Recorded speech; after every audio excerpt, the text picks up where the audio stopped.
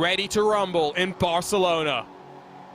Great start from Zach Campbell. Look at him already popping himself to the inside. Melillo tries to defend around the outside. Campbell's gone for the final row up into first, followed in towards the dirt by Blake Bilko Williams. Melillo might have to defend. It's not going to matter because all sorts of contact. Borgesazo sends him around.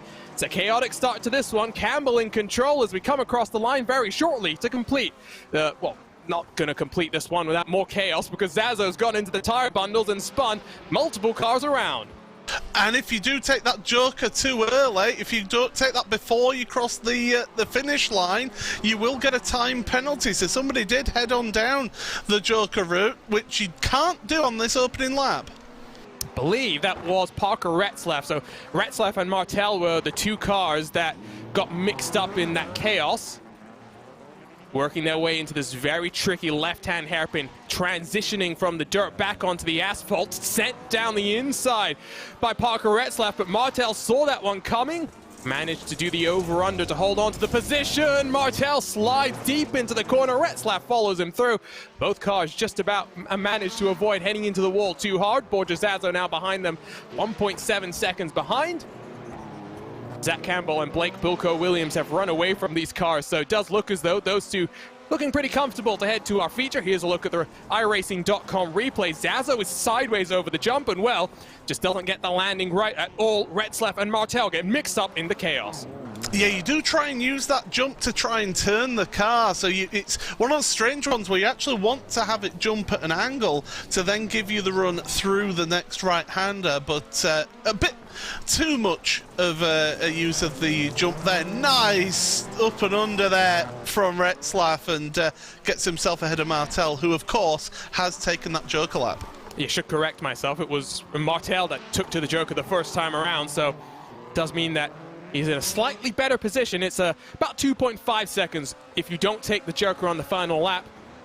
That's what the World Championship drivers will be focusing on, making sure they don't come down onto the joker too early, too late in the race, I should say, because the momentum you build coming out of that joker in towards those opening couple of corners on the lap really does negate some of the time loss that you have coming through that complex. Blake Bilko Williams is closing the gap on Zach Campbell. Not the first time that we would have seen some shenanigans from the Coanda SimSport driver.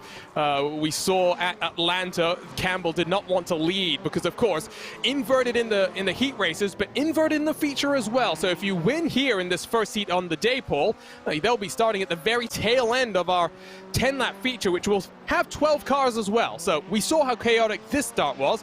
Imagine with double the cars out on track. What are you on about? He explained he had a throttle problem. You know, that's what the problem was. He wasn't slowing down deliberately. It was engine troubles, which I told him there's an easier way to get engine troubles, especially at Atlanta. Just land a little bit too far on the jump, because that can really compromise you.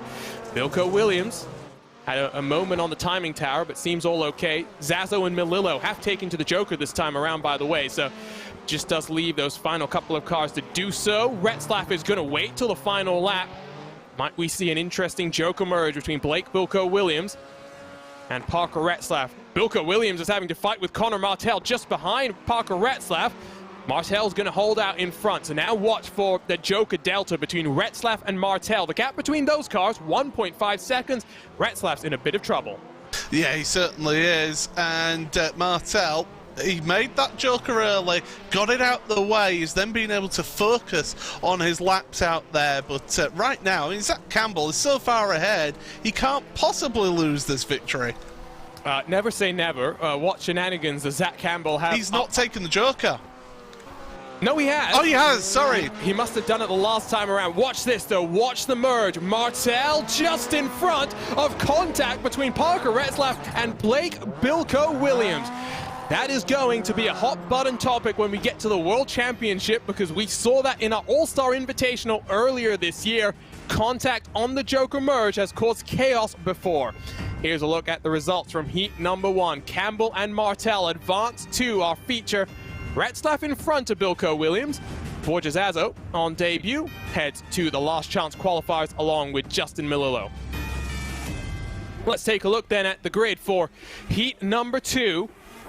17 cars in our field today, so it does mean 5 cars will miss out on our races. Results update there. Connor Martel, because he took the Joker before he actually crossed the line for the first time, will not advance. Here's a look then at your Heat 2 grid very quickly. Robbie Lyons alongside Connor Daly. Great to see Daly back in action. Arrow and Trevor Teal on row number 2. Tim Stevens and Jamie Fluke on the final row of the grid. The most dapper man in our field alongside the nicest guy in the iRacing service. It does look as though we've got some more time. So yeah, we should explain what happened there, Paul. Because Connor Martel took the Joker before he had crossed the start-finish line, he got a very significant penalty. It's something that you just don't know until you do it, I guess. Yeah, it's something that a few of the tracks like Daytona at the start of the season, that's another one where you can't take the Joker the first time around. You have to wait until you've crossed the finish line before you can take a Joker here in this series. But we're getting ready for the start this second heat. Let's hope it's a little bit more calm than what we saw last time around. 6 cars ready to go in Barcelona for heat number 2.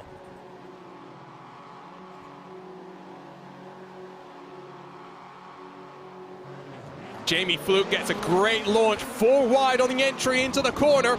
Connor Daly yoinks the handbrake to get himself turned around and spun around. He is still side by side with Robbie Lyons as they dive their way onto the dirt. Jamie Fluke aggressive on the entry, but opens the door for Arrow to slide it down the inside. What a move from Arrow up into second. Oh, Fluke's got contact as well. He's going to be falling to the back of the field. Absolute disaster for the Northern Irishman. Oh, we've got Robbie Lyons has had an issue as well. Yeah, Robbie Lyons, who was leading this race coming across the jump, is proving just how treacherous that jump really is. Arrow now takes the lead, and I'm sure he's got a big smile from ear to ear. We talked to him last week, Paul. We know just how much he's been enjoying these all-star races. Let's take a look at the iRacing replay then. What happened here to Jamie Fluke? I believe this is actually not the replay. We'll have to see. Oh, here we go. This is the iRacing replay. Jamie Fluke into the wall. Yeah, he hit the end of that concrete barrier, so you can see how it's not protected by the jump either, so that will have really affected him. Fortunately, in these all-star races, we have got the damage switched off, just to help some of those newer drivers into this series, me, to be able to cope and to be able to finish these races. What are you talking about, Paul? I know you're the cleanest driver. You're not a touring car driver by any means. Trevor Teal, the other car that was involved in the shenanigans with Jamie Fluke. These two resume the hostilities. Robbie Lyons has dropped from the pole now to the tail end of the grid. Oh, look at that move potentially coming from Jamie Fluke. Oh, Trevor Teal makes a bit of a mistake. Lets the Northern Irish driver through. Must be noted as well, rocket launches from both Jamie Fluke and Zach Campbell, so clearly Porsche Tag Heuer Esports Super Cup experience equates to rocket launches here in these rallycross machines. Of course, 0 to 60 in about 2 seconds. They are incredible in the pace that they can go. Arrow is taken to the Joker this time around, fed himself right behind Connor Daly, so Arrow in a really nice position to advance his way straight into the feature here. Yeah, certainly. He's giving it the best opportunity. Oh, Daly into the tyres. That's going to allow Arrow to come alongside. More contact. Arrow's around. And Tim Stevens helps him around a little bit more. I thought for a moment he'd survive. And now Tim Stevens makes a mistake. Jamie Fluke arrives on the scene. So does Trevor Teal. This is utter carnage. I'm telling you what, Paul, these All-Stars, they really do put on a show. Carnage, chaos, disorder. What do you expect from your All-Stars here at Barcelona? It all kicked off with Connor Daly then, getting into the tyres. Arrow then gets into the side of him. There's more contact between the two of them. Arrow goes around. Connor Daly carries on. Then Tim Stevens gets caught up on the tyre barrier. There's Jamie Fluke coming in to punt him round. He reverses, and then another car comes round and hits him. Connery Maddox somewhere is twitching with some of those rejoins there. That's all I will say. Does mean that Fluke might still be in with a shot of advancing through to the feature. I tell you what here, Trevor Teal is also not taken to the Joker, but he's 7 seconds behind Connor Daly. So Jamie Fluke might come down to the Joker this time around or the next. It doesn't really matter. It does look as though Connor Daly, on his return to the iRacing All-Star Invitational, heading straight through to the feature. So there we go. Fluke to the Joker. Watch the speed that he carries, though, in comparison to the IndyCar driver. To the inside comes Jamie Fluke. The U.S. Air Force machine is trying to hang it around the outside, but Fluke gives him no option but to concede. Fluke to the race lead. Oh, it was nicely done by Fluke. Put Daly into a compromising position. You can hold that line because that tight hairpin, you're on the wrong line and you have to slow right down. But yeah, this is really good though. Nice return for Conor Daly. I'm loving this. I mean, yes, it's a little bit more chaotic than what you'd be accustomed to, but compared to what we'll see with the World Championship drivers at a track that is tricky and notoriously difficult to pass at, these All-Stars putting on a show. Jamie Fluke wins heat number 2 on his return to the All-Star Invitational. Conor Daly follows him straight through to the 10-lap feature. Tim Stevens, after his double unsafe rejoin, will come across the line in third. Aero 4. Trevor Teal hits the tire barriers once more in what was a chaotic race for him to finish in 5th. Just waiting now for Robbie Lyons to come across the line. Might be a little bit of a wait for the E-Racer machine, so here's your provisional Heat 2 results. Still waiting for Lyons to come across the line. And Paul, are you ready to go? Because you'll be on the grid for our next and final Heat race. Yeah, for some reason my anxiety's just skyrocketed right now. Well, I tell you what, you've got a slightly easier chance of getting through because not 6 cars, just 5. Ron Capps alongside Paul Smith. In-race reporter, man with the flat hat as well. Craig Williams has won so far this series. He's also leading the points, tied with Parker Retzlaff. He'll be alongside Luke Knupp. GoPro Lopez, once more quick in qualifying. We'll round out our 5 cars ready to go here for the final heat on the day. These All-Stars, they put on a show. We'll be keeping a close eye on our colleague, Paul Smith. Great to have that mix of cars as well. Fords, VWs, and Subarus all represented. As for the final time today, heat racing for the All-Stars. 5 laps on the board, and we are getting ready to race in Barcelona. Of course, on the back straightaway where so many memorable moments have been made across of so many disciplines in real-world motorsport. Today, history is written in the iRacing Rallycross World Championship.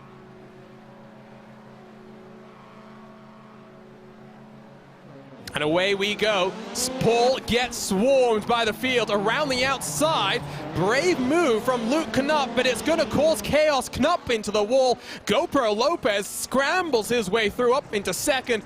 It's Craig Williams versus Paul Smith as Ron Capps makes a mistake. GoPro Lopez trying to take advantage. 3 wide on the edge of the jump. That was never going to work out. Craig Williams on his roof, and somehow Paul Smith has scrambled through. Oh, I'm bleeding! There was a mad scramble to take to the Joker first time around, so basically everyone except Paul Smith is looking at a penalty. Paul Smith is 4 seconds clear of the entire field, Paul. This isn't right. No, it doesn't feel right at all. Oh, that was crazy, and these drivers didn't get the memo from Connor Martell early. So look at this replay. Just watch this. Things stack up as Ron Capps hangs the rear end out. GoPro Lopez almost into the tire barrier. Craig Williams, poor Craig, well, into the wall and then onto his roof. And then mad scramble as they tried to come down onto the Joker. And, that's Luke Knupp who's had an issue coming over the jump. Just illustrates how tricky that jump can be. Ron Capps gets mixed up as well. Tire barriers going for all sorts of rides here today. I only had 2 laps done, and well, I'm loving this action, and just an indication of how tricky, how technical this track is. Might be the most technical track that we've visited so far. 60% asphalt, 40% dirt. Paul Smith coming under attack from GoPro Lopez, but it's still looking like these 2 cars will advance. Paul, what's your strategy for Pablo behind you? I'm sure you're not going to be looking too far behind, and just want to let him through. Craig Williams still on his roof. Yeah, he's still there. I'm taking the Joker this lap, though. Get it out the way. So full focus as GoPro Lopez has followed you through the Joker. Oh, I think he realised that he took the Joker on the wrong lap. Oh, that's a bit understeer. That's not the right line, Paul. Watch this rejoin. Pablo GoPro Lopez will come down the inside. Paul Smith almost uses the chrome horn there. Touring car experience for the Team Mad driver. doesn't necessarily go that aggressive. And of course, GoPro Lopez is looking at a time penalty. Well, different lines through that left-hand hairpin. That's what we're going to be talking about with the World Championship drivers as well. There's many different ways to find time. On board with a Dirtfish on board then. Paul Smith yoinks the handbrake to get that car rotated. Craig Williams, a turtle in the middle of the track, it would turn out for the time being. This time around, 2 laps to go. Paul, if you hold this gap to Pablo, you know you're going to win this heat. Yeah, it's I would like to hold this gap. It'd be nice, but he's just a bit quicker than me as GoPro, but I'm giving it a go. That's no shame, Paul. You're keeping up with a World Championship competitor who, of course, has World Championship experience dating back all the way to the Williams and McLaren F1 cars. So a really impressive job. Maybe you want to help Craig out a little bit, because I think Craig is... Oh no, Craig's been helped out. So Craig is finally not going to be in your path as you enter the jump. One more time around this 1.14 kilometer circuit. GoPro Lopez in control, but of course time penalties for 3 drivers expected. White flag in the air. One more lap in heat number 3. So Knupp is about 11 seconds behind Paul Smith. Ron Capps a further 6 seconds adrift from Knupp. We've seen pace from Knupp on occasion as well. He's been one to watch so far. Not always consistent, and when he won his race, did have to go through those last chance qualifiers. So the young teenager definitely just builds his pace throughout the course of these events. They are relatively quick fire. I mean, we're talking about from heat number 1 to the feature, less than an hour's worth of action, but plenty of track time. GoPro Lopez, though, showboating over the jump. It won't matter. He'll cross the line in front of Paul Smith, but Paul Smith will win the final heat of the day. GoPro Lopez will advance with Paul Smith, Luke Knupp, Ron Capps, Craig Setup Shop, all heading then to our last chance qualifiers. Paul, no racing driver excuses from you now. I've got a sticking brake pedal, but yeah, that was fun, wasn't it? That looks like so much fun, and I'm a little bit jealous. Here you go. Here are your results as confirmation. GoPro Lopez actually has such a significant time penalty that he's going to the last chance qualifiers. That is interesting because Ron Capps has taken advantage of that. Capps will head through then along with Paul Smith, but we're ready for those last chance qualifiers. So let's take a look at the Yokohama starting grid for the first of 2 last chance qualifiers. 3 drivers in each of these races will advance. 2 will say goodbye from Barcelona. Bilko Williams and GoPro Lopez on the front row. Aero and Connor Martel row 2. While Craig Setup Shop and Craig Williams, plenty of 360s for him in that last race, hoping for a bit more luck here today, or in this last chance qualifier, I would hope, because it can't go much more calamitous than it did for him last time, Paul. I hope those drivers were watching how I started it. It was a perfect start from me. Bully people out the way, you then get into the lead. That's what you need to do around here. Elbows out, argy-bargy from Paul Smith. Here we go then. 5 laps on the board. Last chance qualifier number 1, ready to go.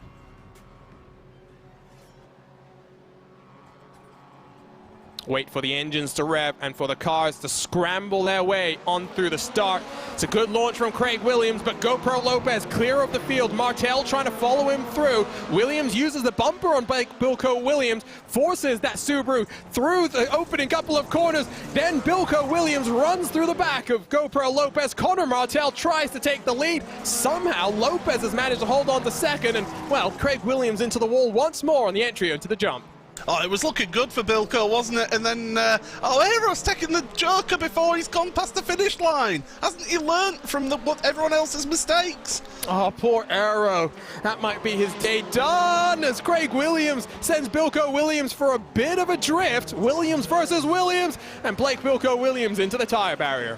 Oh, nice 360 around the tyre barrier, though, from Bilko, so good recovery nonetheless. But GoPro Lopez right now, you know, he's really quick in this Fiesta, I must say. He seems to suit it really well. But Connor Martel, you know, he's been showing some good pace throughout this All-Stars Championship. Look at that jump as well. So GoPro Lopez goes this time around.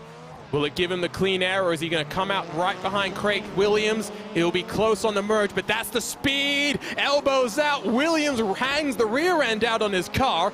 Good car control, though, from that Beetle to hold on. And remember, 3 cars advance here. So Arrow's already basically out of the equation here. Blake Bilko Williams had some sort of an issue. Further to what we saw coming down in through the twisty bits into the hairpin last time around. So might be day done for Blake Bilko Williams as well.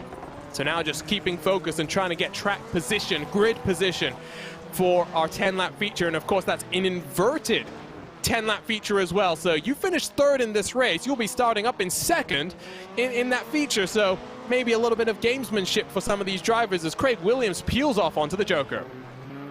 Yeah, that's, I mean, we've seen Craig win races, haven't we, in this series, so he knows what it takes to win in the All-Stars, and right now, with all those collage of faces on his car, he's certainly doing a good job to finish 3rd place and give himself the best opportunity. Might be my 2nd favorite car in the entire action that we're going to see today. I do like that Nitro Circus machine. Martel's had an issue. Has Martel had an issue? Or yeah. Oh, he hasn't taken to the Joker yet, so you are right. Left side of the screen, you'll see the 21 car yet to come down onto that extended trip around the double left-hander. Not sure exactly what happened, but the iRacing replay tells all. Oh, he pits himself on the tire barrier and, well, almost rejoins right into the path of Pablo GoPro Lopez. That hairpin is going to be a trouble spot. Unsafe rejoins, and they're amusing here in the All-Star Invitational, but when we get to the World Championship, Paul, it's not amusing anymore, and you might get penalized for doing something like that. Yeah, the iRacing stewards will be looking harshly at any sort of unsafe rejoin, so that's something that, okay, the World Championship drivers may be a bit quicker than these drivers here today, but they should be keeping an eye on this and thinking, right, we need to be careful on the rejoins. Oh, GoPro up on 2 wheels there as Martel takes to the Joker. Is Martel going to be in front of Craig Williams? How close is it on the merge? Looks like Martel will be clear of the 360, so it will be, if things hold as they are, GoPro Lopez, Martel, and Craig's setup shop on through. Of course, Craig is going to be starting from 2nd position. Can he back up his victory last time out from Brands Hatch? What a race that was as well, we must say. Brands Hatch really did put on a show. Another venue with so much rallycross heritage, not as recent as the World Rallycross action here at Circuit de Barcelona, Catalunya, but GoPro Lopez through the final corner for the final time. He wins the first last chance qualifier. He'll advance along with Connor Martel and Craig Williams. So that means we say goodbye from the Spanish coast to Mr. Aero HD in the Traction GG machine and Blake Bilko Williams in the Yokohama Monster Energy car. We'll see them in 7 days' time in Hell Lankenbanen. What a rallycross venue that is. Here's a look then at those official results. Interestingly, you'll see now, there you go, Aero's updated. He is finished behind Blake Bilko Williams. Let's go ahead then and take a look at the Yokohama starting grid for the final last chance qualifier. The most dapper man in our field, Tim Stevens, will be on pole. Alongside is the debutant Borja Zazo. Luke Knupp and Trevor Teal share row number 2. Justin Melillo and Robbie Lyons 5th and 6th position. And so as I was mentioning, Paul, you've raced now at this on the start, so you can tell everyone what it's about. Current configuration of this track is a little bit more of a wide angle corner. It uses the new banked turn number 9 to carry a bit more speed. This is a heavy braking zone as you rejoin the regular circuit on the start. Yeah, it's so tight through that first section, and it's all about just trying to get yourself a clear lane and get out of that hairpin at the start of the lap, and then you can sort of figure out where you are going to end up in all of this. But it's all about that great launch off the start. We've seen some incredible launches so far. Of course, maybe just indicates as well that other drivers haven't had the best of runs. Here we go then, 5 more laps on the board. The final last chance qualifier ready to go from Barcelona. Robbie Lyons doesn't get a great launch, but it's 3 wide on the entry. Borja Zazo into the race lead. Tim Stevens holding the inside. Trevor Teal, Luke Knupp elbows out on the entry onto the dirt. Stevens looks to the inside of Zazo, gets his elbows out straight away. Knupp tries to go the long way around, but door gets slammed shut. Stevens in front. There's a bit more argy-bargy right behind. Knupp's up into 2nd. Incredible start to this race, and somehow the cleanest start we've seen as well. And, oh, I was about to say that everybody's gone through and not taken the Joker, but the driver at the back has taken the Joker early. That's going to be a penalty. Oh, dearie me. So that's Robbie Lyons. Poor Robbie Lyons. He had a bit of a... He was bullied in his heat race, I think that's to put it mildly, and now makes that mistake. Effectively ends his chances. Borja Zazo very wide on the entry into the hairpin. Trevor Thiel thought about the over-under, couldn't get it done. All this is allowing Knupp to stack these cars on up. Bit more contact between Zazo and Knupp has sent Knupp sideways. Zazo sideways as well. Contact between the two of them once more. Trevor Thiel is loving this. Around goes Knupp. It ends in tears. Oh, it certainly does end in tears. Zazo nearly ended up and over there out of that one as well. But, you know, the streamer, Borja Zazo, he has plenty of experience in iRacing. I don't know how much of iRX though, because I have actually raced against Borja in the Skip Barber series, so you know, it's always good to see him out here, and he's always entertaining. And I'm pretty sure, I would have to confirm, but I'm pretty sure Borja's from Spain as well. So, yes, he is. Justin Melillo makes the mistake through the hairpin, knocks the tyre barrier over. Robbie Lyons will take full advantage to not be last in the field. In towards the final corner. Tim Stevens a little bit deep, but you can do that and arc yourself to get the run as close onto those tire barriers on the inside of the corner to build that momentum up. Borja Zazo takes the Joker this time around, has come out behind Trevor Thiel. Here's a look at that replay. Contact over the jump, and not much that Knupp could really do in that position. He was always going to end in tears for him. Still might have a chance, though, if he can find some pace and maybe spring a surprise on Thiel and Zazo. If these two cars want to continue fighting, I mean, we'll love it, Paul, but Knupp's out of the picture here. Well, I mean, the thing is, you know, Thiel and Zazo, really, it's the fight over who wants to finish third here, isn't it? Because of the inversion of the grid, it means that, you know, Zazo at the moment should, in theory, be starting up on the front row of the grid. So, yeah, let's see how they fight each other out. But Stevens, he's way out front at the moment, having a really good race out there, and he is the most dapper man in all of racing. Look at him. He just such a gentleman. And, well, he isn't a gentleman when he's out there on the track. He gets his elbows out. You can't be a gentleman in rallycross. You definitely cannot do that in a cage match on wheels. I tell you what, Knupp is closed on Borja Zazo. It is not done for our final transfer position. There we go. Zazo's a little bit wide through this right-hand sweeper that leads you onto the jump. I think Knupp might have a chance here. It's going to take an almighty send and potentially the bump and run as well. That's not going to help. Knupp a little bit too deep into the corner. One more lap to go. Tim Stevens has taken to the Joker, so it's all about the battle for that final transfer position. I think Knupp was trying a little bit of retribution there for what happened over the jump, but just timed it wrong and didn't quite get to Zazo. But this is not over here, not yet by a long shot. 9/10 separates three cars. We've seen Zazo make some mistakes through this right-hand sweeper that leads you to the jump. Can he keep it tight? No, he doesn't. Goes a bit deep. Knupp to the inside. Will these two come to blows once more? Knupp thought about it. Hits that wall that juts out to the right-hand side. Tears then for Luke Knupp, but Tim Stevens wins. Last chance qualifier number 2. Trevor Thiel, Borja Zazo advance with him. Well, Barcelona, not known for putting on a show, but the All-Stars have really put on absolute craziness and some incredible racing as well, Paul. This has been tremendous to watch and to take part in as well, but Tim Stevens, it was the drive that he needed to do, just be out there at the front, not get involved in any silly incidents, and that's got himself a win here in that last chance qualifier. And so it does mean, with 3 of these cars advancing in each of the last chance qualifiers, reminder, 12 car grids. So double the amount that we've seen on track so far today. But feature racing action about to happen here at Circuit de Barcelona, Catalunya. Don't go anywhere, that's coming up right after these messages from our partners.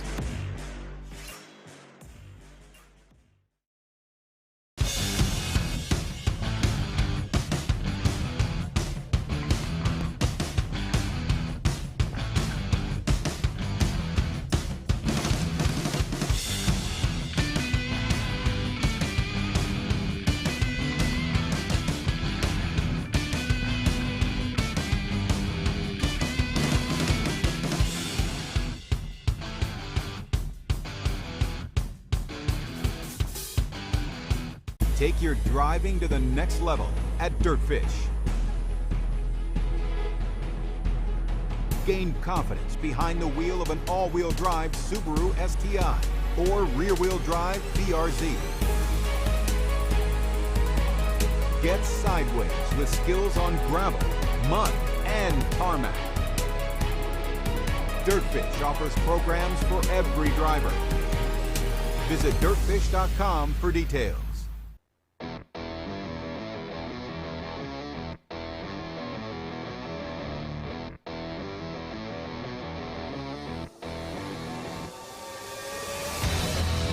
Welcome back to the iRacing Esports Network for coverage of the 2021 iRacing Rallycross World Championship presented by Yokohama.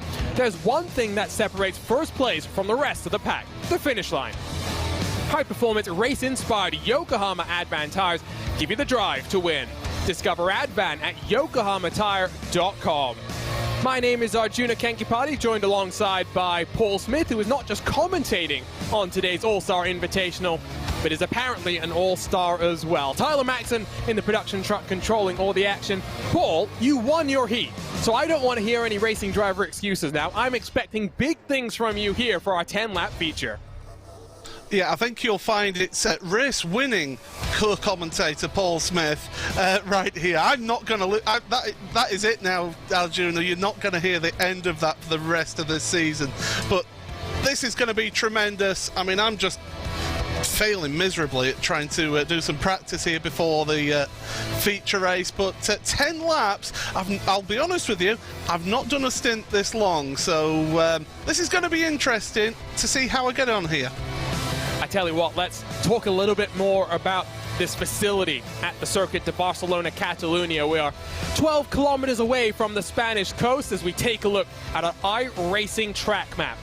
This venue has seen plenty of rallycross action in Full Metal Motorsports dating back to 2015 when Petter Solberg took the inaugural World Rallycross win here at the Circuit de Barcelona, Catalunya. Since then, this race has been swept by Swedish driver, twice by Mattias Ekström, once by Johan Kristoffersson in 2018 before Timmy Hansen went back-to-back. Johan Kristoffersson won the second race in 2020. This year, Kevin Hansen took his step onto the first step of the podium here.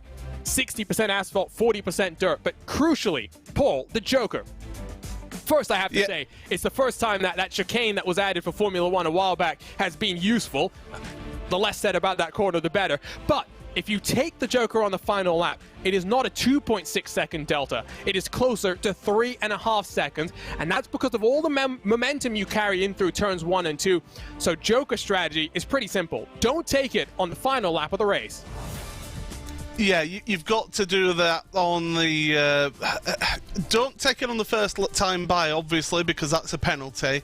Try and get yourself a bit of free space out there and to find a gap in this field, but with so many cars on this grid here for this feature race on such a tight, twisty track, that's going to be easier said than done for sure. You're going to see a lot of people maybe taking it on the first 2-3 laps, but with it being a 10-lap race, it just gives you that little bit of strategy play. And remember, don't take it on the first lap, Paul. Or rather, don't take it before you've crossed the start-finish line for the first lap, because we've seen that be an all-too-frequent occurrence here in the All-Star Invitational. Yeah, I mean, that's the only reason I won the race, let's be honest. But I'll tell you what, there's been more than one making that error here today. And, you know, I think these drivers are just so hyped up, and because they've not really raced around here that often, of these All-Stars, it's new to them. When the All-Star Invitational came here earlier this year, the All-Stars didn't actually race at Barcelona. Only sim racing's finest did. Instead, All-Stars went to Daytona. Let's turn up the most famous song in all of esports, though, and take a look at our starting grid for our 10-lap feature here today. So Borges Azo, as a result of the inverted grid here, will start on pole. Alongside will be Craig Williams. He's had plenty of bad luck, but the last time he was on his roof, he finished on the podium at Daytona. Trevor Thiel and Connor Martel share row 2, while Tim Stevens and GoPro Lopez, plenty of speed between the two of them, 5th and 6th positions. Ron Capps and Connor Daly, both drivers in Full Metal Motorsports, then on row number 4, Parker Retzlaff and Paul Smith on row number 5. Row 6 is all about Porsche Tag Heuer Esports Super Cup competitors, Jamie Fluke and Zach Campbell on the final row of this grid. So Paul, just have to be a little bit careful on this start because we're looking at you guys now, 12 cars ready to storm your way into turn number 1. Yeah, I'm not liking the sight in front of me, let's be honest, or the sight behind me. You've got Jamie Fluke and Zach Campbell. I'm sure that'll be very, very nice. But here we go, 10 laps on the board. The All-Stars are ready to race in Barcelona.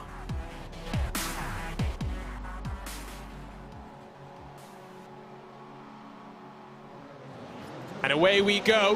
Who's going to get a good launch? Zach Campbell is hanging back and sends it down the inside. There's utter carnage, though, through the first corner. Ron Capps has gone around, out front and in control. Borja Zazzo and Craig Williams. Look at Zach Campbell. He's going for those video game strategies, I tell you, riding the wall, already up into 7th position, but they funnel their way down into the jump. The Vermont sports car machine of Connor Martell has had to go the long way around the jump. More carnage. Martell goes around in the background across the start-finish line for the very first time, side by side, Zach Campbell and Tim Stevens.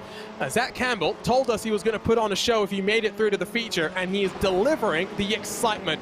Jamie Fluke now attacking Paul Smith as they work their way into this left-hand complex. Somehow, Fluke manages to get on by, and now is going to be followed down the inside by Trevor Teal, but Teal hangs out the rear end of his machine. Paul Smith almost runs into Jamie Fluke.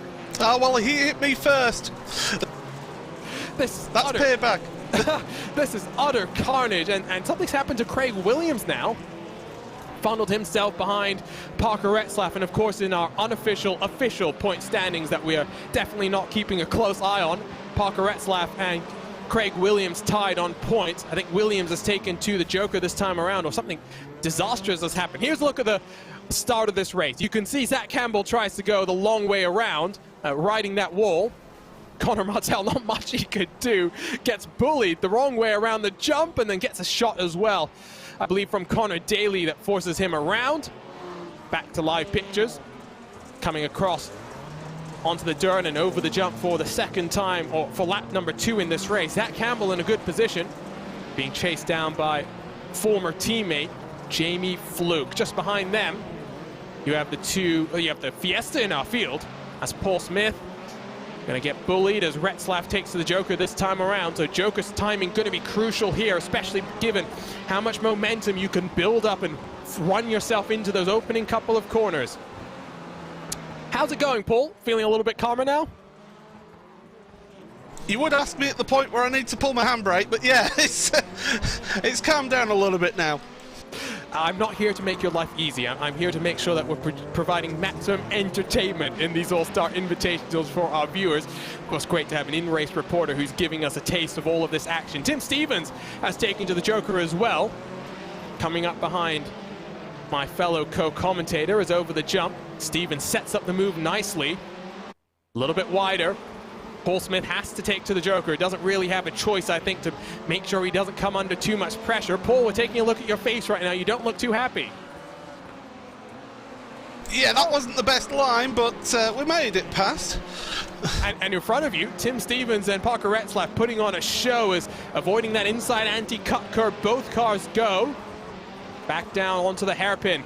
To the inside, Retzlaff takes a look, almost mounts himself onto the curb and goes over and over, but manages to bully his way past Tim Stevens, all the while now 5 seconds behind Jamie Fluke in front. So across the line this time around, it will be 5 laps on the board, 6 to go. Borja Zazzo under attack from Zach Campbell. So top 4 yet to Joker. It's Campbell to the inside. Oh, that was aggressive. Borja Zazzo, does he get it under control? No, he doesn't. Jamie Fluke will take full advantage. Borja Zazzo has to watch out now. There comes the train of cars. Tim Stevens has managed to get past Parker Retzlaff, but Retzlaff can't slow his car down in time. Both cars pointed in the wrong direction, heading onto the dirt. Some incredible stuff. I mean, if the World Championship drivers can put on a show like this, we are in for an absolute treat. So Zach Campbell will be glad there's no race control, because that was a little bit aggressive. Might incur the wrath of the stewards, and now means a 2-horse fight between GoPro Lopez and Zach Campbell. Jamie Fluke did pick to the Joker, trying to just find some different strategy to work his way up the field. So halfway through, 5 laps still to go. That Team Mad car, I tell you what, is not looking factory fresh. Plenty of damage to Paul Smith's machine. As we take a look at the iRacing replay at what happened between Retzlaff and Stevens. A little bit too fast and maybe on the anti-cut curve for Retzlaff, just runs into the rear of Roadshow's Tim Stevens, and the most dapper man in the field drops to 11th position. Retzlaff behind him. Paul Smith now to the inside of Borja Zazo. These cars fighting for 4th position, so that would be a pretty impressive finish. Paul, I'm going to bug you once more as Zazo goes wide. You better take full advantage here. No, but you could carry the speed around the outside line. It's so easy to make a mistake through there as well. I can hear the focus, so I'm going to try and interrupt you at least once more before the that's fine. End of Keep talking to me. It's fine. Like, you knew what you were signing up for when you clicked the button wrong. At least that's what I didn't expect to be in the feature. Let's be honest. Well, I tell you what, you're putting on a show right now. That Team Mad car does look good as well. Great to have a Ford Fiesta in the fight. Meanwhile, out front, I tell you what. Oh, he's off! Oh, mistake! Borja Zazo's gone wide, and Paul Smith will happily take 4th position. Out front, though, Zach Campbell is taken to the Joker, and I can understand why, because Jamie Fluke is coming on strong. Jamie Fluke has managed to cycle his way in front of Zach Campbell. The 2 former teammates, I think now are going to put on a show for us. Might help GoPro Lopez to win this race, because that Ford is looking comfortable. Have to see how things cycle out. After 2.5 years with the Apex Racing team, Zach Campbell left Apex after the VRS Sports Car Open Championship earlier this summer. And now has joined up with one of the most dominant forces across of sim racing. Oh, no! Oh, no, chaos then for Paul Smith. That's what the in-race reporter gives us. And, well, talk to us about what happened there. No, Paul. no, that's not good. Nope. I can save this. It's all good. So Paul Smith continues to try and save it. GoPro Lopez took to the Joker. 1 second clear of Jamie Fluke and Zach Campbell. So GoPro Lopez looking good to grab his first victory of the campaign as Zach Campbell and Jamie Fluke come to blows. Bottom portion of your screen, you can take a look at the replay of what happened to Paul Smith. But now GoPro Lopez, in effect, gifted this victory. So Borja Zazo, a little bit wide. So that's the initial incident that happened for Zazo as he runs himself into the tire barrier that demarks the... Oh, it's all gone wrong. Oh, Paul. You're still crashing. Yeah, I'm fine. Good news is no damage, of course, enabled. So I'm going to be okay for Paul Smith, at least to nurse that car across the line. And I'm sure, Paul, you will feel pretty happy that at least you had the pace to be running up there in 4th, even if it didn't work out in your favor. Yeah, it's a great consolation, that, yeah.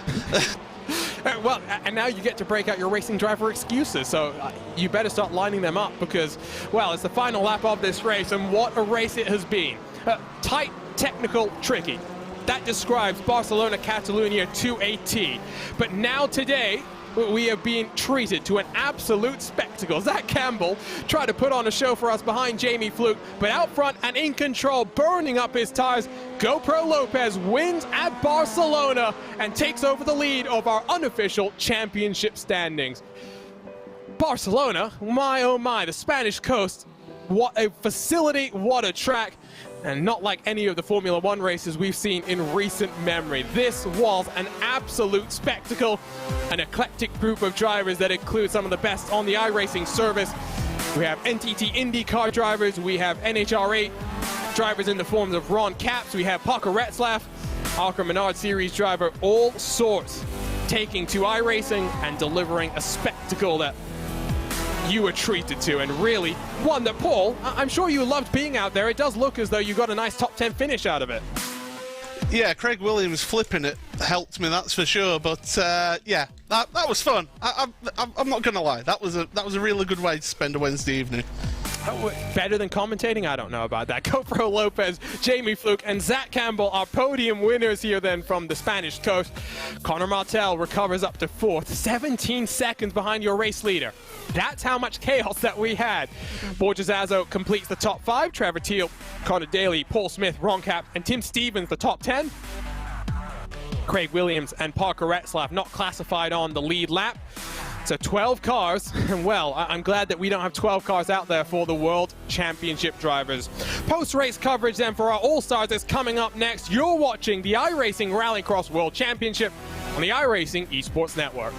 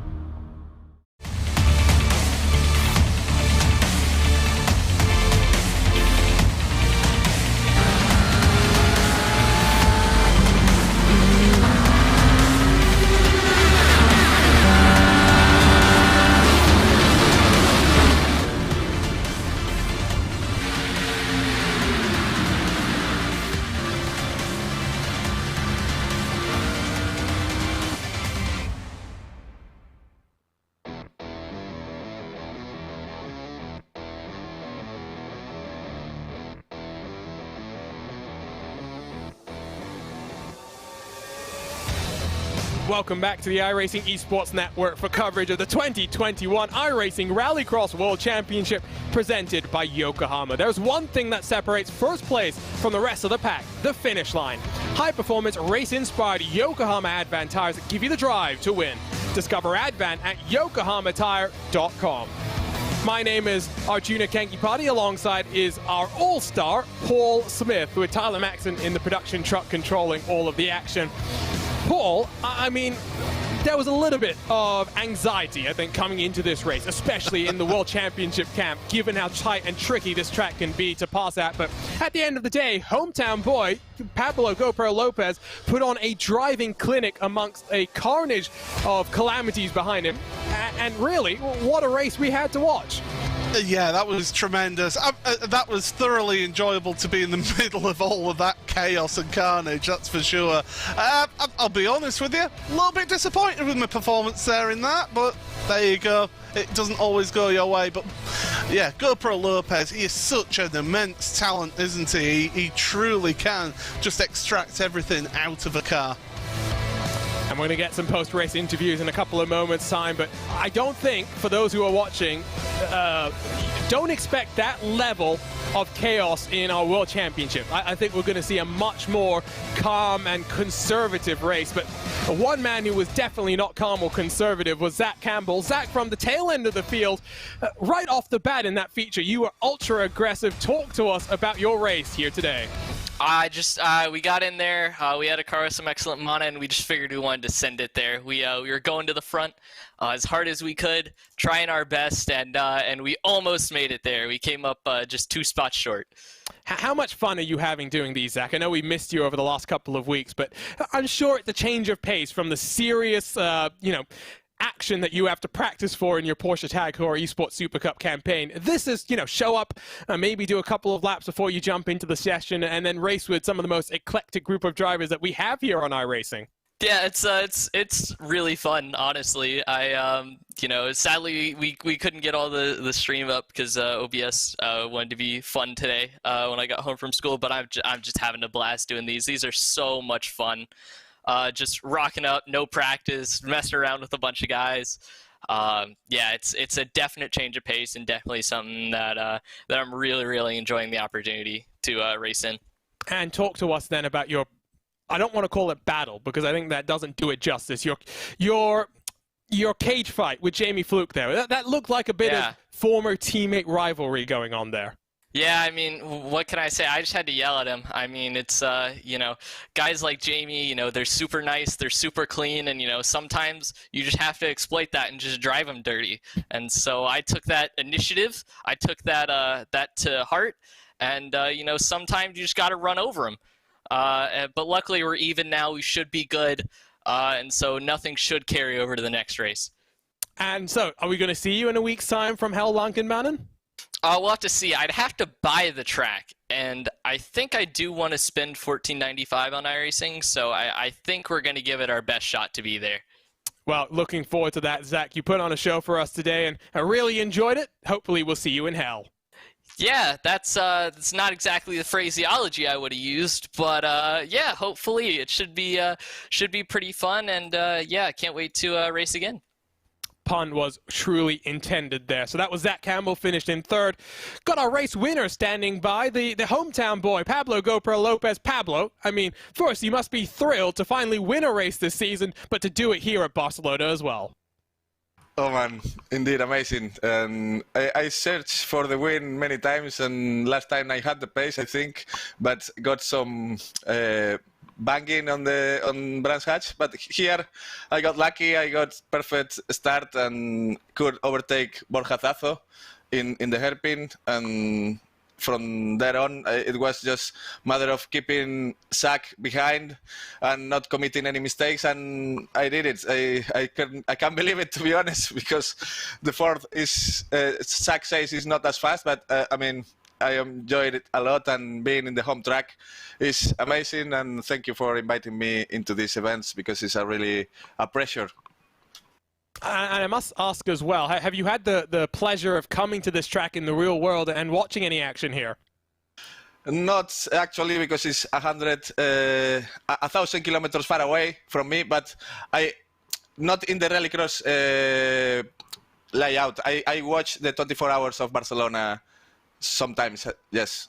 Ah, okay, so you've seen some endurance racing here. How much fun is this layout? Because it's tight and twisty and very difficult to pass at times. Indeed, it's really tight, and I didn't try this layout before today, and I was amazed by the flow of it, and I quite enjoyed it, to be honest. Well, that's great, and hopefully we'll see you continuing this run, because I think you are now the unofficial official points leader in our unofficial official point standing that we are definitely not keeping a close eye on, Pablo. Congratulations on the win. We'll see you in 7 days from hell. Thank you. Good night. So that was Pablo GoPro Lopez. Great to have the hometown boy win here. And Paul, I mean, definitely don't expect the World Championship to be as chaotic as that. But we know that there is tension in the air. So much is on the line. We're about to pass the halfway point of our season. Yeah, everything's to play for now. It's going to be absolutely wonderful, and you will not want to miss a single moment of this. But yeah, it'll be a bit calmer, but not much. So that ends the All-Stars and their run here on the Spanish coast. Don't go anywhere. World Championship competition coming up next on the iRacing Esports Network.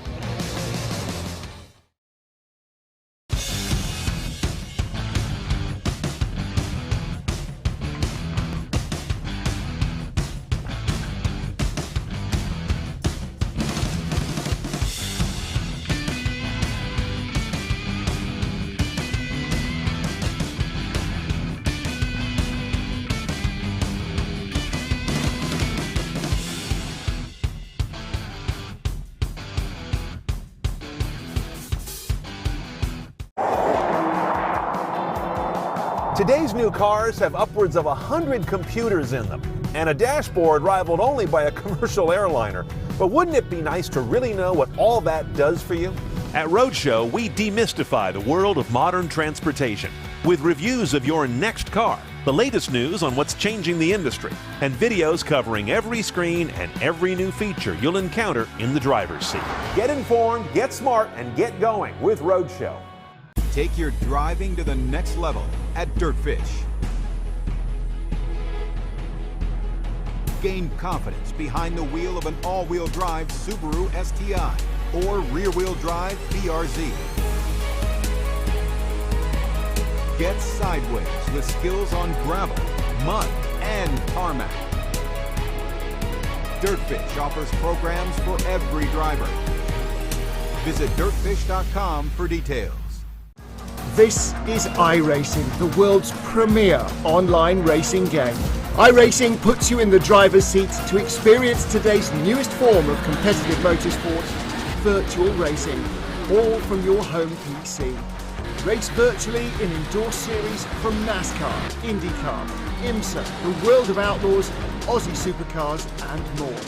Take on legendary circuits like Daytona, Silverstone and the Nürburgring. Join iRacing's global online racing community and get on track today at iRacing.com.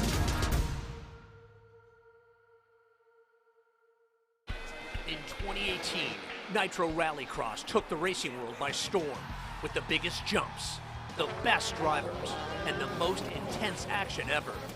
In 2021, Nitro Rallycross is expanding with 5 epic races. From the mountains to the Great Lakes, the desert, and the Sunshine State, Nitro Rallycross is coming to a racetrack near you. Nitro Rallycross, the series, revving up and taking off this September.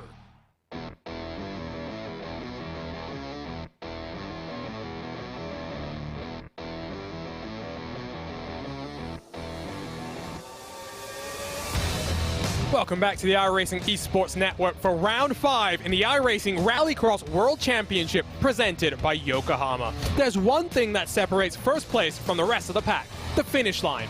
High-performance, race-inspired Yokohama Advan tires give you the drive to win. Discover Advan at yokohamatire.com. My name is Arjuna Kankipati. Alongside is our all-star Paul Smith, who just had a bundle of fun around the circuit de Barcelona, Catalunya. But we get serious now, Paul. John Robertson has taken 2 wins so far this season. He's also got 3 Yokohama Pole Awards to his name. I have a feeling that Robertson is looking to rebound after missing out on a 3rd consecutive victory last time at Brands Hatch. Yeah, he'll want to pick up that win here and just to really cement his position at the top of the championship. But he's got some competition this time out. This track, we've been seeing it all evening. Tight, twisty. Qualifying is going to be the most important part of this for some of these drivers. If you can get the front row, you can get yourself a good result. So let's talk about the schedule and the trip that we've been on so far. The second race in our European swing heads us to the Spanish coast, the circuit to Barcelona, Catalunya. 7 days from now, we'll head to Hell Langenbannen before returning stateside, Phoenix Raceway, Sonoma Raceway, and the Charlotte Motor Speedway to close things off. But here today, we are at a track that has seen so much action across so many disciplines. 2015 saw World Rallycross action come here for the first time. We race on that very same layout, Paul, albeit with a couple of alterations. Yep, we certainly do. There's the track. Then you start off on the back straightaway here at Circuit de Barcelona, Catalunya. Head on through that first tricky section, up over the jump, swing round, and then you've got the Joker. It's a longer Joker lap here. 2.5 seconds is the delta, although in the last lap it can actually be more like 3.2 seconds. So really, it's going to be a really tricky race day for these drivers. You'll also note that there are some anti-cut curves, especially through the tricky, twisty intersection of the lap that not necessarily present. Oh, what a shot there. It illustrates exactly what I'm talking about. Those anti-cut curves can help rotate the car, so it can be easier to get yourself turned in, but also make it a little bit harder to be consistent over the course of the run. Here's a look then at our championship standings. John Robertson has an 8-point advantage over Joni Ollikainen. Tommy Holman and Johan Hart, the defending champions, starting to slip back now, 35 and 39 points adrift. And of course, there's a crucial battle for relegation and points-paying positions. The top 10, well, they get some prize money. They get themselves locked in for 2022, Paul. It's close between Rasmus Tuominen and Alex Bergeron. Yeah, that battle for the relegation spot, you know, that last spot in the automatic qualifying for next year, that is the crucial spot there. But you look at the lead that the front two have got over the rest of the championship. It's absolutely incredible what those two have done here. And illustrates that consistency wins championships. Here's a look at our keys to victory, Paul, and I'll tell you what, you've had some fun driving around this track. Talk to us about what it takes to win here in Barcelona. Yeah, getting the tight, twisty section absolutely spot on is going to be key, as is watching those anti-cut curbs that they don't swing you the wrong way. But as I said earlier, getting yourself a good qualifying is key to getting a victory. And history has been written. The first time that Rallycross has been run here on the iRacing service in Barcelona, and our first 4-time consecutive Yokohama Pole Award. John Robertson has been so dominant in qualifying, he has ridden himself into the history books with another pole position. Kevin Ellis Jr. looking to rebound after plenty of contact at Brands Hatch. He's also feeling a bit under the weather, but plenty of work for Kevin Ellis to do. Bo Albert has had a roller coaster of a season so far. Can he rebound alongside Garrett Maines, Sindre Silva, and Matt Busa, 5th and 6th positions? The Canadian Luke Krause, the final car in our 7-car field. history then for John Robertson, and we talked about consistency for him coming into the season. He's been so consistent so far, Paul. He certainly has, and he's just proving he's learnt so much from last year, and he is looking so strong for this season now.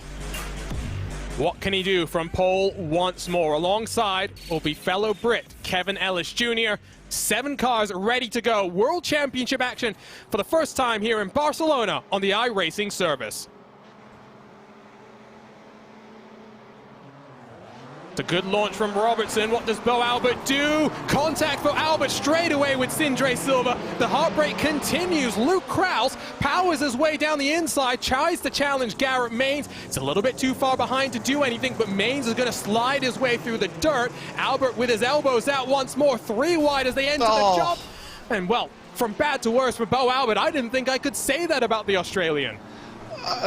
He is now officially the unluckiest driver in all of sim racing right now. If he didn't have bad luck, he'd have no luck at all. That is just, it really sums up his first half of the season.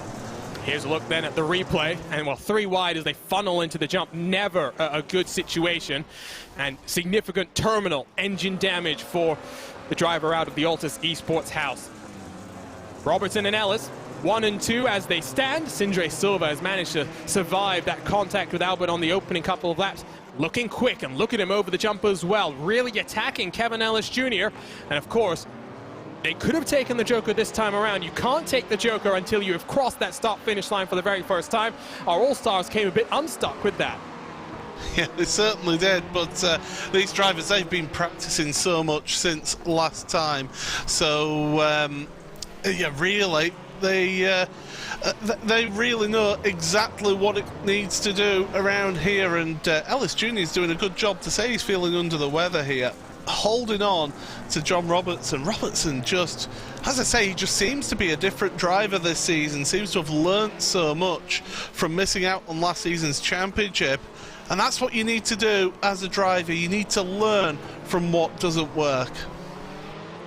And I tell you what, given that, you know, we've talked to him every single round of this season so far, he's always got a smile on his face, but there is a doggedness behind this approach from Robertson this year, a fiery spirit that has driven him forward, and he's been incredible. And you'll also see left-hand side of your screen on that timing tower, Krause and Busa have jokered. Wait for the rest of the cars to light up and come down onto the Joker, but also a red highlight for John Robertson illustrates that he is your championship leader. It makes it very easy to track over the course of the next 4 rounds after this one. Over the jump for Kevin Ellis Jr., who was impressive in the All-Star Invitational earlier this year that Joni Ollikainen won. Sindre Silva, though, takes to the Joker this time around. Where is that going to feed out the Norwegian? Going to be in between Garrett Maines and Luke Krause. Robertson and Ellis Jr., now, might they come down in unison this time around? You would imagine that they're going to come down this lap. Oh, John Robertson, big mistake with the anti-cut curbs. He's going to be all out of shape here. This is Ellis Jr.'s opportunity, but no. The Rahal Lanigan machine. I just did what you did, Paul. I bumbled up that famous 3 words, but almost into the wall goes Kevin Ellis in the Rahal Lanigan car. There we go. I got my words out at least once. Do we see them come down? Yes, we will. So Robertson and Ellis Jr. to the Joker with 1 lap left to go. That's what you'd expect. Sindre Silva, as Garrett Maines' Joker, will emerge in 3rd, but here's that run. The extra speed that you can carry out of the Joker, not going to be enough for Maines. Final lap this time around.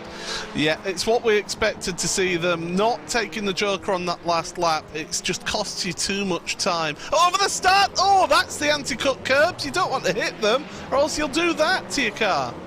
And Luke Krause almost came on the scene and cleaned out Garrett Maines as well. But onto the dirt for the final time. Look at them slide their way, trying to hug as tight to the wall as they can, because you can see that on the left side, as they enter the jump, the wall juts back out. We saw cars getting mixed up with that in our All-Star Invitational. But across the line, Robertson wins heat number 1 for the 4th time in a row, I should say. Kevin Ellis Jr. kept him honest all the way to the line. Both the 86 and the 30 looking very, very strong with heat number 1 in the books. Silva, Maines, Krause, Busa, and Albert then heading into our last chance qualifiers. as we'll take a look at the Yokohama starting grid for heat number 2. Tommy Holman, winner at Daytona, trying to return to victory lane alongside Kilian Dalomo, Jake Robertson, Jarno Leskinen, row number 2. Jacob Raffos and Tommy Nukarainen in 5th and 6th positions, while the oldest driver in the field, Johannes Vahanen, starts back in 7th for Lone Bro GRX. So we have the oldest driver in Vahanen at 38 years young, and then Jarno Leskinen, 13 years old. Both spectrums in our grid represented here today.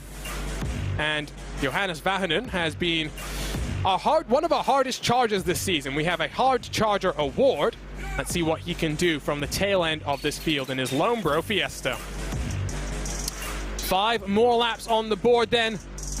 It'll be Tommy Holman and Kilian Dalomo, the Set Esports teammates, out front, ready to go at Barcelona.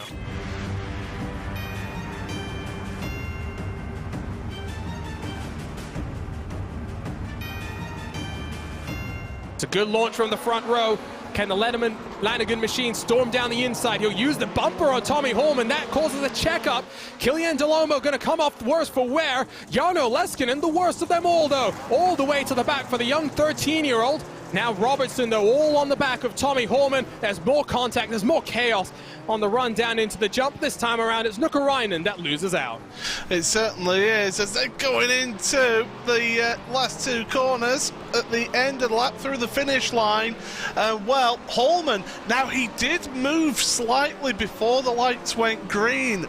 Will it have picked up, or did he manage to just stop it from setting off the jump start procedure? Well, we'll have to wait and see, but I did notice him just jump forward slightly before the green, so we'll have to wait and see. But still, Leskinen, the big loser in all of that, and Nukarainen as well. And of course, you can slip yourself a little bit when you get onto the clutch. I don't necessarily think that was enough to trigger the jump start procedure, the automated iRacing race control. We're taking a look at that down the inside for the Vermont Sports Car Machine. Jacob Raffos, youngest versus oldest drivers in the field. Raffos is 14 years young, slips it down the inside of Vahanen, gets the move done very, very cleanly. Down the hill in towards the hairpin then.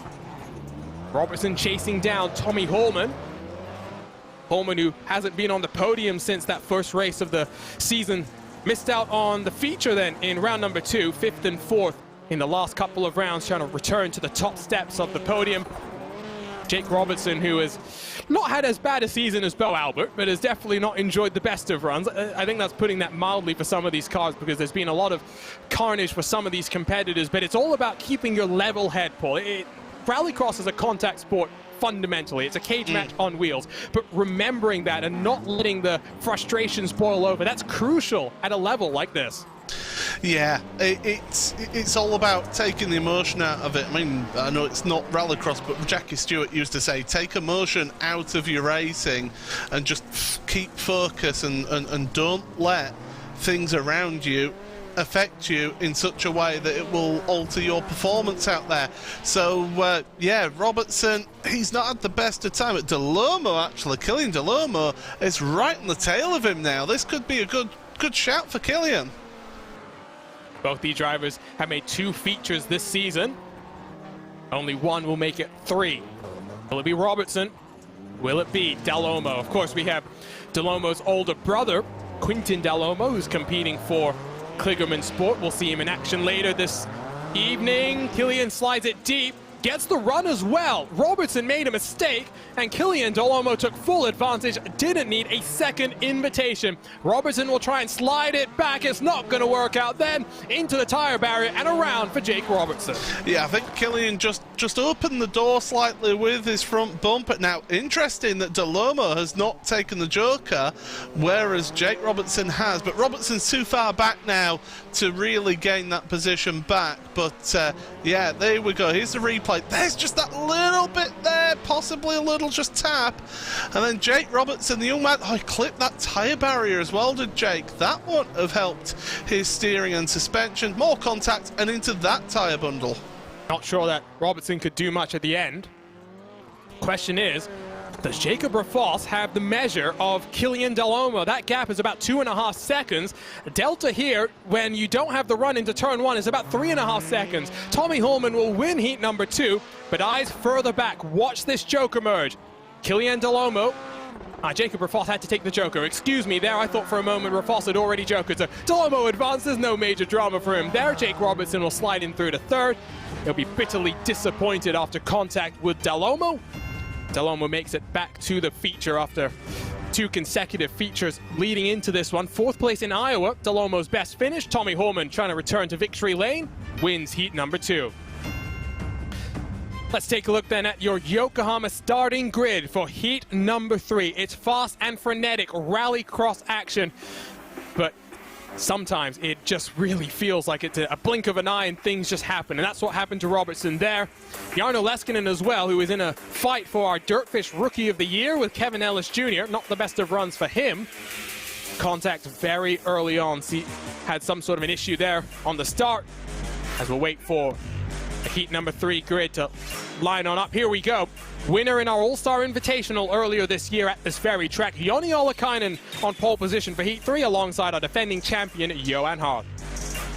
Josh Fox and Atu Hakoleto 3rd and 4th positions, while the second of the Delhomme brothers starts in 5th alongside the king of the dirt, Alex Bergeron. Our first Spanish driver then in the field is Marcos Matamoros. He lives a 10-hour drive away from Barcelona, so not necessarily a local, but he'll be looking to try and win and replicate the success that Pablo GoPro Lopez had. We've got 2 Spanish drivers in the field, of course, Luis Nunez as well, Paul, who was ultra impressive last time at Brands Hatch. Certainly was. Whether this track will suit his style, I don't know. It is a different style of track, not quite as open as Brands, so it's a real dogfight out there we've been seeing here today, so definitely a good shout here. So 5 more laps on the board. Heat number 3, ready to rumble. Ollikainen and Hart on the front row.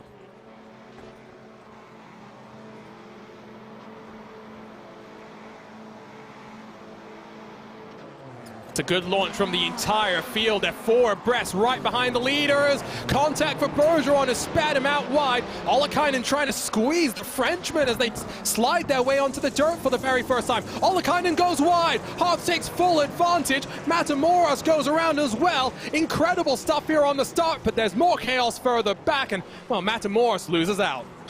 Yeah, he certainly does, but going into the hairpin, Bergeron's trying to fight back now. It was Bergeron who got hit by Josh Fox into that first turn, and that's what sent him out wide, but Fox missed out on that one as well, but he's got himself back up into 3rd place. Fox will be looking forward now. Can he compete with Ollikainen and Half? Look at that line from Hart, though. That's the level of precision as Alex Bergeron gets bundled around by Atu Hakoleto, manages to gather it back up. That was close for a moment for Bergeron to slide his way into the tires, but some incredible car control. They get the car rotated around so very early, but then it just seems to be an eternity before onto the power and pulling themselves away from a dead halt almost coming in through that left-hand hairpin. So Ollikainen has got his way up through. As Bergeron, I think, has had an issue, as Bergeron's now behind Hakoleto. He's taken the joker lap. That's what it is. He's taken to the joker lap. So Bergeron and Matamoros have blinked, and of course you can't take it until you've crossed the start-finish line for the very first time. So haven't seen any of our World Championship drivers make the mistake that we saw in our All-Star Invitational. Through the hairpin they go once more, sliding their way back in onto the dirt. And I tell you what, if Johan Hart can hold off Joni Ollikainen here, Paul, it'll be the first time that Joni has not won the heat race this season. He is 100% coming into this one. Johan Hart trying to break that streak. Yeah, Joni will want to try and get ahead of Johan and try and get the win here, just to give himself the best position on the grid as possible. Finishing second, that moves you down the grid. This is heat 3, so that means that he'd be starting down in 6th place if he does finish in 2nd place in this heat. So, you know, when we've been saying all through this broadcast that qualifying and grid position is key around here, well, we've been seeing that all evening, haven't we? That front row here in the World Championship, they're the ones that have been progressing through. I hate to correct you, Paul, but he wouldn't start in 6th. He start down in 8th. So Ollikainen Yeah, Ollikainen takes the Joker this time around. He knows that he's got to try something different. He'll come out behind Josh Fox, but in front of Atu Hakoleto. So a little bit of clean air. What can he do to try and close that advantage to our defending champion, Johan Harth, who has definitely not enjoyed the type of opening 4 races to his title defense that he would have wanted. 4th and 3rd to kick things off before 8th at Iowa. Rebounded to a podium last time at Brands Hatch, but Harth on double duty with Dallara iRacing Grand Prix Championship duties on Thursdays as well. So competing in multiple world championships just makes you that much busier. Josh Fox, will he come down to the Joker and release Ollikainen? Yes, he does. For Johan Harth, he's on the Joker as well. Watch the merge here. Harth around the outside, and that was close. I did say watch that Joker merge. Almost contact there for the race lead. I think that was a case of Johan cutting off that line and forcing Yone to miss out on that one. There you see the 2 drivers, 1st and 2nd place. Yone on the bottom, and it's Johan on the top of the screen there. Final lap of the race, and I think Harth, he just needs to keep it clean now, and he'll be through in the win. Watch the hands as well. Such quick hands trying to react to what the car is doing, especially through the dirt where you need to make sure that you've got it pointed in the right direction at all points in time. Through the final corner then for the final time in heat number 3. Johan Harth wins his 3rd heat on the season. Joni Ollikainen in 2nd. His first non-win in a feature event, but both drivers will advance. The rest of the cars coming over the line right now. Atu Hakoleto will be followed by Spanish driver Marcos Matamoros, Josh Fox, Quintin Dalomo, Alex Bergeron, Hakoleto, and Matamoros. Those cars are not advancing. And just like that, it's time to take a look at the Yokohama starting grid for heat number 4. Luis Nunez on pole. He's only about 3 hours away from Barcelona. What can he do alongside Vicente Salas, who has been so impressive during 2021? Rasmus Toivonen has real-world experience here. He's flipped a Super 1600 car before, hoping not to do that on the iRacing service. Otto Taskinen in the 199 with Louis Lejeune and Thomas Wangen to round out the top 6. Tony Latinmäki, final car in our final heat of the day. I'm sure, Paul, that rolling a car on iRacing is much less stressful than rolling a car in the real world. It's also costs less as well, that's for sure, for all the panels and bits that you have to repair on the car. But yeah, I don't think I've been wanting to do that here today, that's for sure. So here we go. Final heat on the day, ready to go in Barcelona.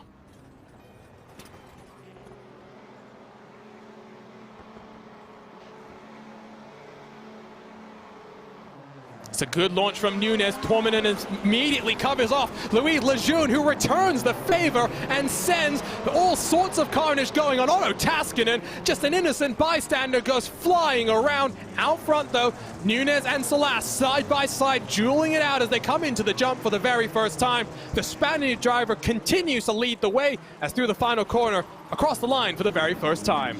Yeah, Nunez cut off that inside route. He was not giving a single inch along that long sweeping right-hander.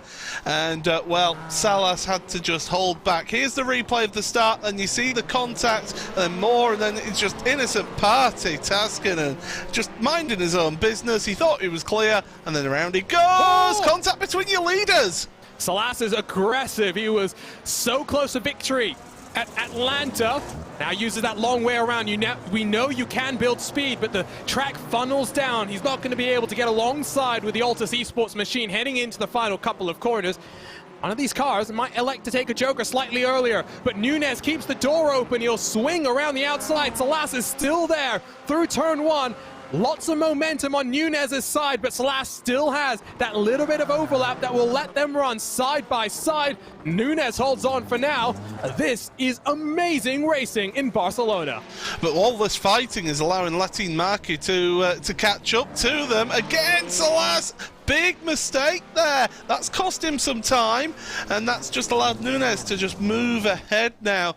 But yeah, don't ride out the 92 car out of this battle. I just feel that Salas needs to do something different. He needs to do the opposite of what Nunez does here, but no, they both stay in there.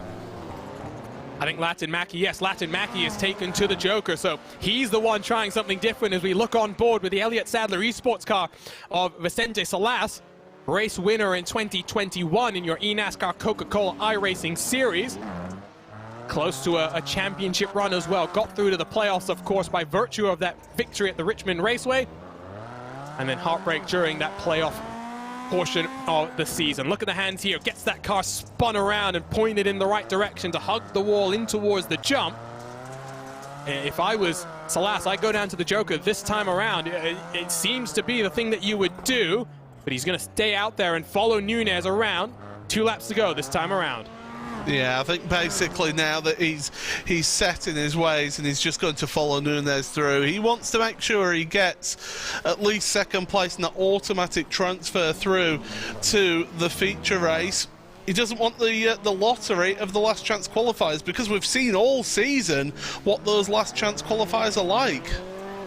If things hold as they are, it will also be the first time that Nunez has advanced straight to a feature race. So we'll wait and see. I'm sure the Logitech G-Altus team house is watching on with bated breath, especially given the misfortune that Bo Albert has had to deal with to the Joker this time around, though. That is crucial from Nunez. He knows that he couldn't afford to wait till the final lap. Salas had to do something different, but it might cost him 9/10 of a second when all things are said and done. Yeah, and it's showing, isn't it? This is where that difference now. Nunez, he's got him in front, he's got him in sight. He knows as long as he's within that 2.5 to 3 seconds, he knows that he's got that lead sewn up. So through onto the dirt for the final time in our heat races. Tuominen will have to Joker this time around as well. So Nunez in a good spot. The question is, has Latin Mackie done enough? Great shot. We'll take a look at the Joker. Salas very wide on the entry. He's going to be able to cover off Latin Mackie. It's going to be close between Latin Mackie and Tuominen, but Tuominen comes out behind Louis Lejeune at the end of the day. So Nunez, first victory in a heat. The first time he's also advanced straight to a feature through the heat. He'll line up then in a career best 4th position in our 10-lap main event. Salas will line up then back in 8th position. Tony Latin Mackie will be in 3rd. Louis Lejeune, Rasmus Tuominen, Thomas Wangen, and Otto Taskinen also heading to the last chance qualifiers. The first of them ready to grid. Here's a look at the Yokohama starting grid. Sindre Silva and Josh Fox on the front row, with Garrett Maines and Quintin Dalomo row number 2. 5th and 6th, it's the 2 Canadians, Luke Krause for Nitro Circus, Alex Bergeron for Jim Beaver Esports, while Matt Busa will line up for Ed Carpenter Racing in 7th. Atu Hakaleto alongside Bo Albert and Marcos Matamoros on the end of this grid. And, well, we said it during his heat, but Bo Albert, he couldn't get much worse luck than what he's had this season. I'm sure he must be feeling pretty frustrated, Paul, but can't afford to let his head drop. Well, he's going to be even more frustrated now because he's actually lost connection to the server, which is even worse. So when it rains, it pours in the Logitech G-Altus esports house. Simon Fyke will have to keep his driver consoled because that will be heartbreak. But ready to go. 5 more laps in the first of our last chance qualifiers. It's a good launch from basically everybody. 4 wide in the background, but out front, Sindre Silva in control. Gets a bit of bumper cars played with Garrett Maines. Josh Fox takes full advantage to slide his way into the lead. Utter carnage, and I think that was Matt Busa who crashed hard. Alex Bergeron, the meat in the sandwich. They're continuing to wreck. Sindre Silva makes it 3 wide for the race lead. Incredible stuff, but Josh Fox in control. Wow, as in control as he can be with these mounts of drivers trying to get the win off him. And this is, I think, is about the closest we've seen one of these last chance qualifiers be in this season so far. But Josh Fox, he's desperate to make it to a feature race. It's not, but again, it's another driver who's not been having the best of seasons. There's a mistake from our driver in 2nd place, Garrett Maines, and that allows Sindre Silva to catch up. But Fox, crucially now, starting to pull away. Josh Fox made the feature in our season opener at Daytona, but our 2018 title contender has really struggled since then. Silva and Maines are putting on a show. So much contact that Atu Hakaleto has nowhere to go except to the Joker. Maines turns Silva around. Take a look at the iRacing replay at what happened on the start. Watch for Matt Busa here. What happens to his machine? Just gets clipped around from behind. Not much that he could do. Meanwhile, that was Bergeron who clipped him in all of that. And then you got even the end of that with all the chaos happening around there. Buser is out of this race. Almost instant for Matt Buser. So disappointing, I'm sure, for the Illinois native, but we know just how strong and competitive Matt Buser is.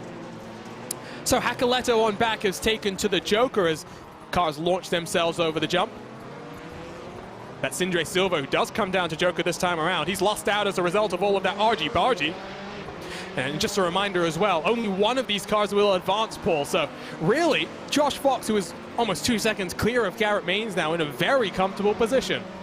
Well, this is it. I was praising them for being as close as they were at the towards the end of the first lap, but then Silva and Maines just decided to carry on a battle from a heat race earlier on in the evening, and that's just allowed Josh Fox to pull away here. Silva, he's getting caught up, and that's slowing him down. That's a disadvantage of taking the Joker early here, because it is that longer penalty effectively. You can then get into the traffic and it just slows you down. And since you like to be pedantic, Paul, for the first time, this is an actual longer Joker lap. So yes, last time at Brands Hatch it was time-wise a longer Joker, but technically it was a shorter distance on the track because it was to the inside of Clark Curve, that final curve at Brands Hatch, but a very bumpy and very dirt-lidden Joker lap. Silva lights up the rear tires as he gets onto the handbrake. Luke Krause, a little bit of contact there, but of course this is not really doing much other than costing these cars a little bit more time. Gap between Fox and Maines has come down. It's now down at half a second. What's happening to Josh Fox? Both cars to the Joker this time around. It's what we'd expect coming to the white flag. Maines is going to have to be aggressive on Bergeron. Disposes with the world champion on the dirt oval side of things. Maines versus Fox. One more lap to go. Maines is just a bit too far back. He's trying everything. He's clipping tyre bundles. He's over the curbs. He's doing everything he can to try and catch up and pass Josh Fox, but I think he's just pushing a little bit too hard now. An update on what happened to Bo Albert. Power went out in the Altus team house, so I'm sure that entire house is now frustrated as well, not just Bo Albert. Across the jump for the final time, though, Josh Fox, after 3 disappointing rounds, returns to feature racing action. He wins the last chance qualifiers. Garrett Maines did what he could, but little too late. Maines in second. Hakoleto will be across the line in third. Mad scramble between Silva, Krause, and Bergeron, who complete this last chance qualifier in that order. Quintin Delhomme, Marcos Matamoros, and Matt Buser to round out the last chance qualifier. Bo Albert didn't even make the starting grid. And speaking of starting grids, let's take a look at that Yokohama starting grid for the second of our last chance qualifiers. One more spot in our 10-lap feature is on the line. And it will be Jake Robertson who takes us to the green flag. He looked strong in his heat, but had a little bit too much contact. Tony Latin-Mackie will be alongside. Jacob Rafos, Luis Lejeune's third and fourth positions. Jarno Leskinen, crucial for him in the hunt for the Dirtfish Rookie of the Year award. He'll be alongside a driver that's had plenty of experience here in the real world. Rasmus Tuominen has not only rolled his car, but also finished on the podium in Super 1600. Tommi Nukkarainen, Thomas Wangen, 7th and 8th. Johannes Vähänen and Otto Taskinen. Taskinen, who was an innocent bystander in his heat, got cleaned out on the start. Will line up at the tail end of the field. To 5 more laps, all for one final spot in our 10-lap main event. We're ready to race in Barcelona.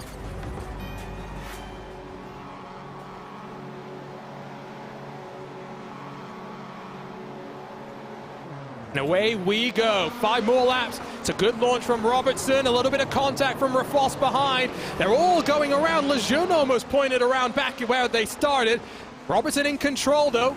I think Vähänen is really sent it into the corner. That turns Leskinen around. Some really aggressive driving. Jacob Rafos, Jake Robertson side by side. They're still squabbling for the race lead. This is crucial. Robertson just about in control. Look at the car, already aggressively pointing to the inside. Latin-Mackie trying to get the run into turn number 2. Yeah, this is it now. Robertson, he's got that little bit of a gap. That's what he wants out there. And it's not enough of a gap to be comfortable yet, but he's in that position where he needs to be, ahead of Rafos. But Rafos just clips that tyre bundle, and we've got more drama down at the hairpin. Everybody's involved. About 7 cars? 7 cars involved in that one. It means it's basically now a 2 or 3 horse race. There's still cars stopped and stationary in the middle of the track, not what you want to see. Robertson and Rafos then squabbling over your race lead. Rasmus Tuominen might still be in with a shot here, you know? He's worked his way up into 3rd. If he can get onto the back of these 2 cars, see a little bit more scrapping between these 2 competitors, he may be looking at a potential feature race appearance for the set GRX machine. Going to take a look then at the iRacing replay of what happened down into the hairpin then. So many cars involved. Nukarainen, Vahanen, Leskinen, Latinmäki, the list goes on and on. So you can see Taskinen in front of Leskinen. Leskinen kind of gets driven into the corner by Tuominen there. Race control, we'll have to take a look at that, Paul. That was like a scene from the Blues Brothers or something. Big contact. That's going to be talked about afterwards, that's for sure. Jake Robertson won't appreciate that hit. I mean, it is a contact sport, but that is a bit too far.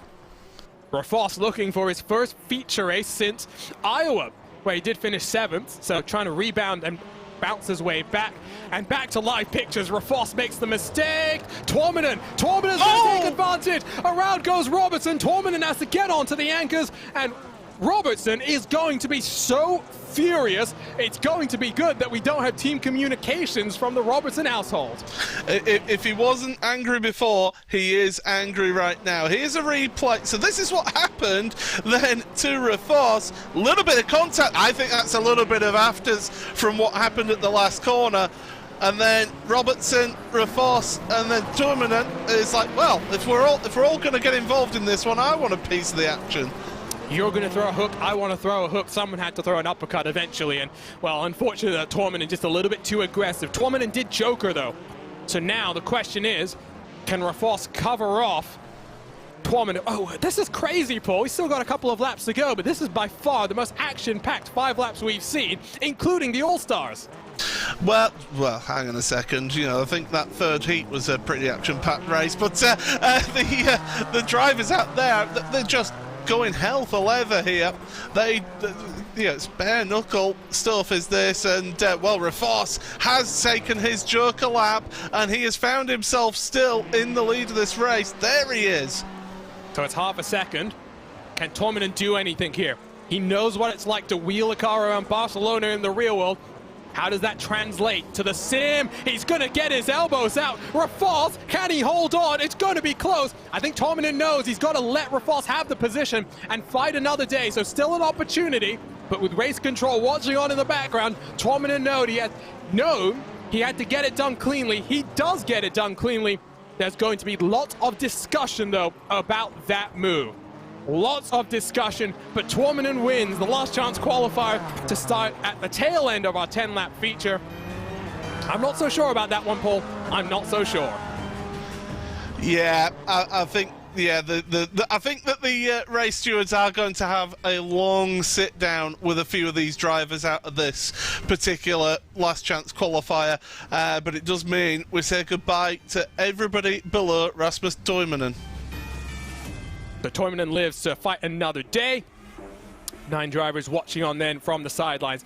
28 of the finest on the iRacing service have been whittled down to the fastest 10 here at the Circuit de Barcelona, Catalunya. Feature racing action next on the iRacing Esports Network.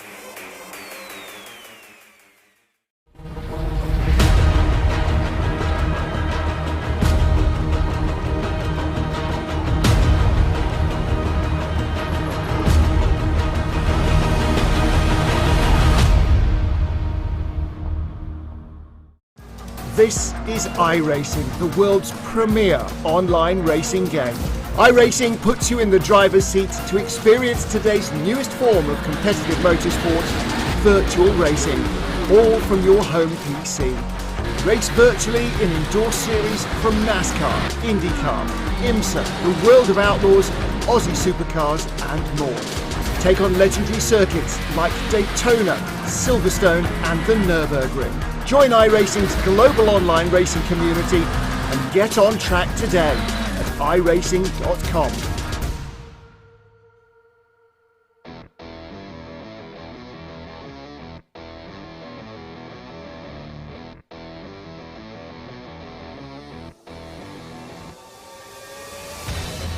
Welcome back to the iRacing Esports Network for coverage of the 2021 iRacing Rallycross World Championship presented by Yokohama. There's one thing that separates first place from the rest of the pack: the finish line. High-performance, race-inspired Yokohama Advan tires give you the drive to win. Discover Advan at yokohamatire.com. My name is Arjuna Kankipati, alongside is Paul Smith, as we get set for the 5th round of the iRacing Rallycross World Championship to come to a close. It marks the halfway point of the season. Two drivers have been the class of the field, so consistent. Joni Ollikainen, but our championship leader, John Robertson, has set history here today, Paul. The first driver to get 4 consecutive Yokohama Pole Awards in 4 seasons of competition. Here's a look at our schedule. One more round on our European swing left to go. Can anyone stop John Robertson? He has been so consistent in qualifying, and we talked about it coming into this one. A key to victory? Qualifying well. Absolutely, and it shows exactly why you wanted to qualify well. It gives you that nice spot, prime spot in the first of your heats, and then that means that you can just focus on getting the win in heat number 1. That gives you pole position in this feature race, and that's prime real estate for John Robertson. But there's a few drivers out there that want to give Robertson a fight. Ollikainen, Holman, Half, the list goes on. They all want a piece of that action, but how good has John been so far? I've been loving the fiery dogginess that Robertson has had. Here's a look at our prizes. Of course, $25,000 on the line, and first through 10 they get prize money, but there are awards to go out as well. Our Yokohama Pole Award that at this point looks like it's going to John Robertson. Don't know if anyone's going to be able to stop him at this point with 4 out of the 5 poles already. Just 4 races left to go. Got a Dirtfish Rookie of the Year award, which of course does mean actual prizes, a complimentary 3-day course from Dirtfish, the official rallying school of iRacing Rallycross. That's a battle between Kevin Ellis Jr. and Jarno Leskinen heading into this round, but Leskinen has missed out on the feature. Kevin Ellis has made that feature once more, so it looks like Kevin Ellis is in control. We've also got our most improved driver of the year. Currently looks like Vicente Salas will be holding on to that one, at least as things stand. And our hard charger, which is one of my personal favorites, might not be able to qualify well, but how can you work your way up through the field? Based on what we saw in that last chance qualifier, Paul, 10 cars on the grid here, as long as we get through the start cleanly, we know we might be in for a treat. But that's a big question mark given what we've just seen. Yeah, big grid going into that first turn. Everyone wants to do well. I think the difference here, though, is that the big points are on offer here in this race, and you know that every position counts. Yes, you want to, there won't be the same desperation, because in those last chance qualifiers it is all about that one spot, and everyone is desperate to get that one spot. Here it's more about the points paying, and you won't see drivers quite as desperate here today. Well, let's turn up the most famous song in all of esports. Let's get hyped, and let's take a look at our Yokohama starting grid for round 5 of the iRacing Rallycross World Championship. We're on the coast of Spain at the Circuit de Barcelona, Catalunya. This has put on a show so far. The next 10 laps should be nothing different. John Robertson once more leads us to the green flag. He'll be alongside Tommy Holman, looking to return to victory lane after winning at Daytona. Johan Harp has not won this season. In his quest to reclaim his championship, he'll be alongside the Spanish driver Luis Nunez, who has been so strong and so consistent so far today. Kevin Ellis Jr., Killian Delomo complete the top 6 positions. Joni Ollikainen, Vicente Salas, the 2 final drivers advancing directly from our heats. Josh Fox, Rasmus Torminen managed to get through the malaise of last chance qualifiers. Let's get some predictions here, Paul, very quickly. What are you thinking about this race? I'm thinking if Robertson gets the good launch, he's in for a very nice payday here in this race. But don't write out Tommy Holman. The outside line, we've been seeing a good run on the outside. Gives you the power out of that first corner. We are 2 by 2, ready to rumble for 10 laps in Barcelona.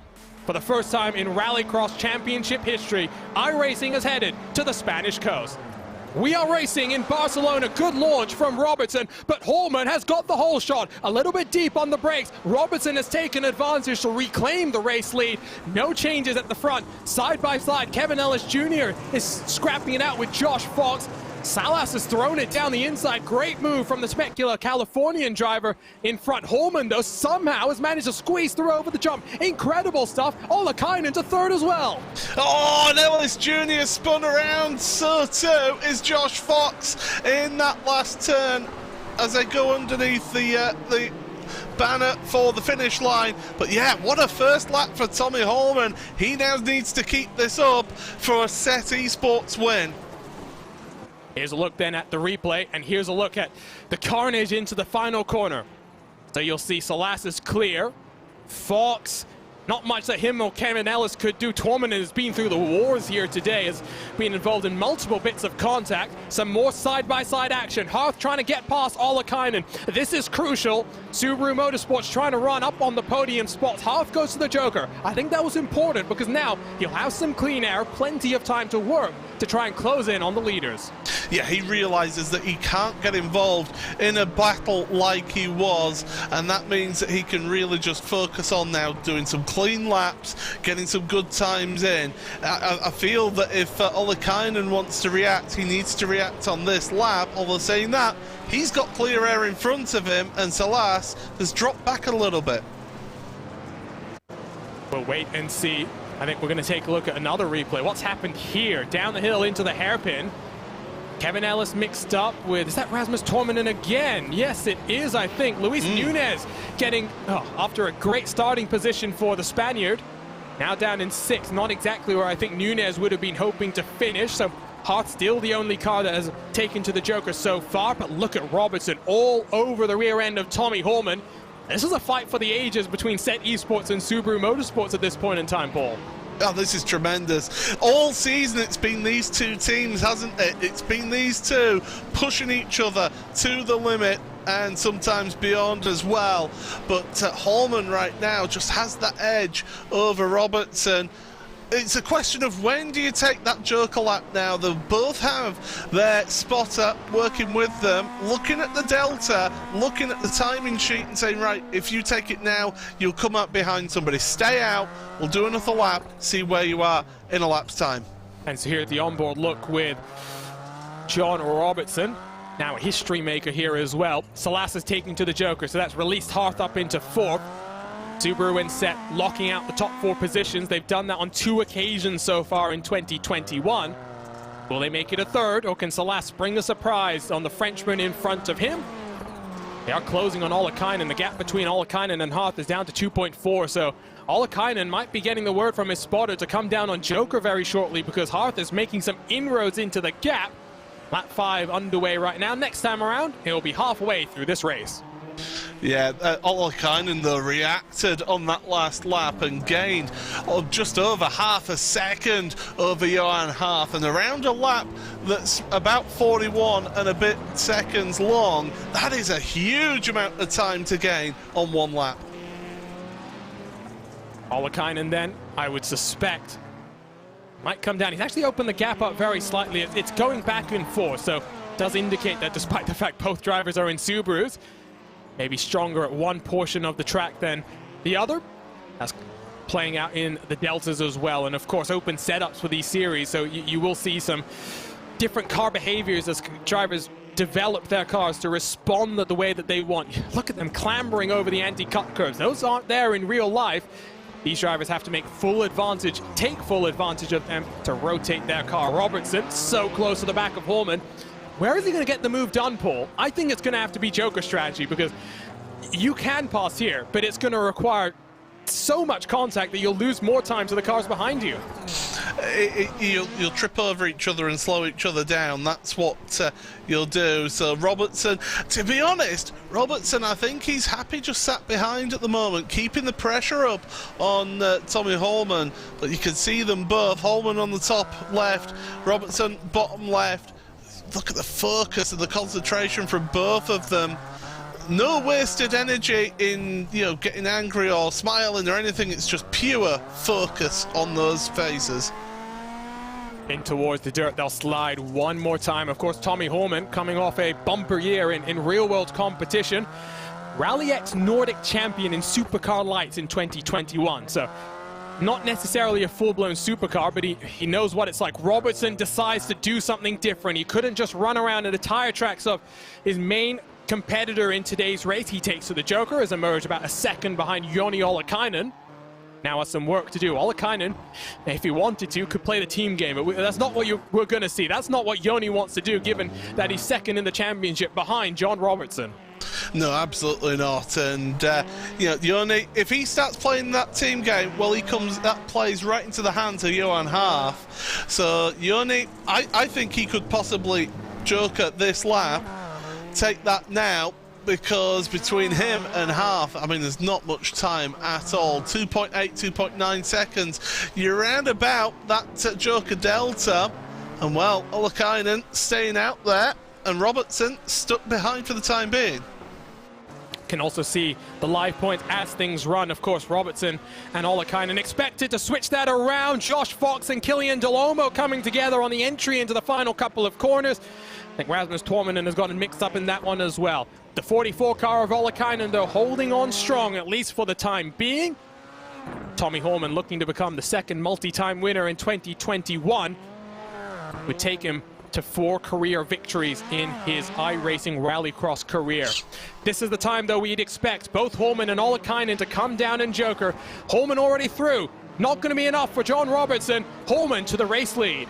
Oh, that's worked out perfectly for Tommy Holman, and what's more, he gained a little bit of time as well over Robertson out of all of that. Ollikainen, crucially as well, coming out ahead of Johan Half, so it's worked out nicely for Set Esports here. Holman, right from the start, got the launch that he would have wanted. After that, had to fight back over the jump to take the race lead, has controlled since then. Tommy Holman, winner at Daytona, did not enjoy the best of runs after that. No podiums other than that win to speak of, but Tommy Holman, a winner once more. He wins in Barcelona. It's his 4th career iRacing Rallycross victory. John Robertson continues an incredible streak of podiums. 5 consecutive podiums to his name. He's also now a history maker, a 4-time consecutive Yokohama Pole Award winner. What a race Barcelona delivered. The All-Stars first, then Sim Racing's finest. Tommy Holman victorious by almost 1 second from the Subaru Motorsports USA car of John Robertson. Joni Ollikainen rounds out the podium. The same 3 cars on the podium that we saw last time at Brands. Slightly different order between the Set Esports teammates. Johan Half, then our defending champion, back in 4th, misses out on the podium, unfortunately for him. Of course, it's the Subaru and Set lockout on the podium, top 4 once more. The 3rd time this season we've seen those 2 teams dominant in this tournament. Vicente Salas back into the top 5. What an opening start to the campaign he had after then having to go through some disappointment in some of our most recent races. Back in the top 5, very much looking like the most improved driver in 2021. Josh Fox 6th. Luis Nunez, hometown boy, unlucky for him. Multiple contacts for him in the feature, but plenty of place. A 2nd consecutive top 7 finish. Kevin Ellis Jr., Killian Delomo, and Rasmus Tormanen round out our 10-car field.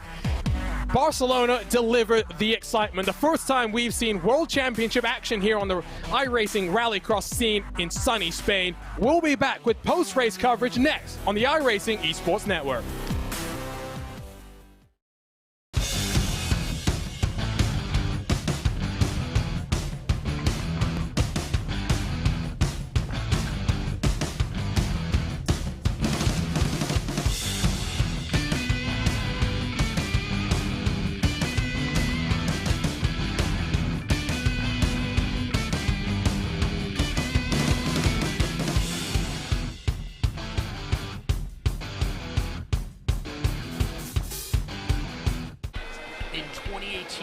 Nitro Rallycross took the racing world by storm with the biggest jumps, the best drivers, and the most intense action ever. In 2021, Nitro Rallycross is expanding with 5 epic races. From the mountains to the Great Lakes, the desert and the Sunshine State, Nitro Rallycross is coming to a racetrack near you. Nitro Rallycross, the series, revving up and taking off this September.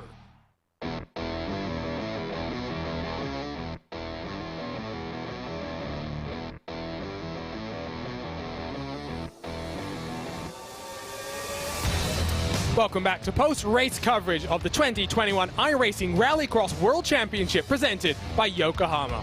There's one thing that separates first place from the rest of the pack, the finish line. High-performance race-inspired Yokohama Advan tires give you the drive to win. Discover Advan at yokohamatire.com. My name is Arjuna Kankipati, alongside is Paul Smith for the action. And for the first time, Paul, Barcelona held World Championship action here on the iRacing service. What a treat we would display to Tommy Holman's second victory on the season. Our title fight is looking epic. 3 main competitors, Set Esports and 1 Subaru Motorsports driver. Yeah, it's absolutely tremendous. This season just keeps on getting better, doesn't it? Okay, it was a bit wild at times out there between the drivers, and a bit too much contact for my liking with some of the punt-to-passers, but still, that battle at the front was definitely one for the ages. And we've now got the driver that finished in 3rd position standing by. It's Joni Ollikainen. And Joni, well, it's been a consistent season for you. Your lowest finish has been 4th. You won last time at Brands Hatch, but this is such a difficult track to pass at that if you weren't leading heading into the first corner, it was always going to be an uphill battle from there. How excited were you, though, to make it a Set Esports 1 and 3? Yeah, I'm really happy with P3, especially after having some tough moments in heat and also on lap 2 in final. So I'm really happy to come back into P3. And talk to us about this track, Joni, because you won here in our All-Star Invitational earlier in the year, which, yes, it was a fixed setup race, but I'm sure it gave you a little bit of an insight as to how this was going to drive. It's tight and twisty, and, you know, the anti-cut curves, especially in the middle sector of the lap, make it very difficult to follow closely. Yeah, it's a really difficult track. It's so easy to make mistakes, and you have to be so precise in all the places. But yeah, I kind of like it. I was struggling a bit in practice to find the pace, but it was quite decent in the end. And yeah, in the race it's so hard to follow all the other cars here, especially in hairpin. If you really try to stay on the bumper of the other cars, you almost all the times you will hit the car in front. So I had to take it quite carefully, especially in final when I was behind John in lap 2. So when I took it maybe a bit too carefully, Johan hit me a bit, so I almost spin, and then we had some fights in the next corner, so I lost quite a lot of time, but yeah, I'm still quite happy with P3. Well, and next time I'm sure you'll be delighted to head to Hell Lankenbanen, which you told me was your favorite track on the calendar this season. So how excited are you about our final trip to a European track this season? Yeah, I'm quite excited. I think Hell is one of our strongest tracks for the whole team. So I think we will be quite strong there. So I'm really looking forward. Congratulations, Joni, on your 3rd place finish. 2nd place in the championship. It's an exciting championship fight. Thanks, and thanks to my team, Set Esports, and all of my teammates, and of course all of my sponsors and partners, and special thanks to Joe for spotting me today, as my spotter Alexi couldn't come today, so it was nice that Joe was spotting for me today, so thanks to him. So that was Joni Ollikainen, 3rd place here from Barcelona. Next up, it's the Subaru Motorsports USA machine of John Robertson. Our championship leader is standing by with Paul Smith. Well, it wasn't quite the perfect day for you out there, but you can't really ask for much more than that. 2nd place here in our feature race. You must still be happy with that to take away a big ton of points. Yeah, for sure. Honestly, just getting pole and winning the heat is a major achievement in itself, with kind of how random these races can be. But yeah, to be on the podium again, it's like I said at the start of the season, we just keep aiming for consistency each race.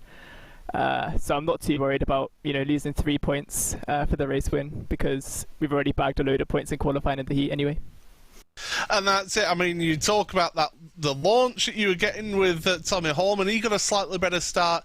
I thought you were going to have it with you getting the position back on that lap 1. Just how intense is it out there on that opening lap when you're out there fighting for the win?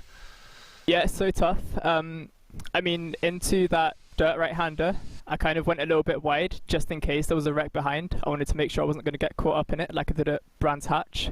But it turned out there wasn't, so Tommy managed to get up the inside of me, and obviously he got the position. But yeah, I don't think I would have done anything differently. Obviously, just trying to get these consistent positions, you've got to be a little bit safe sometimes. But yeah, like I said, really good points this week. Really happy. And of course, Hell Lankabannen next week. Another track that's difficult to overtake at. Is it just that same approach, just consistency, try and get that pole position, and then just go from there? Yeah, for sure. I mean, it's the same approach every week, to be honest, no matter how easy or hard it is to overtake. But yeah, Hell's one of those tracks, tight and twisty. It's so hard to get a move done cleanly. It would definitely be an interesting one, though. The Joker's quite useful in trying to kind of get a tactical advantage over people. So yeah, I'm looking forward to it. Well, John Robertson, Championship Leader for Subaru Motorsport USA. Congratulations, P2 in the feature race. Thanks, guys.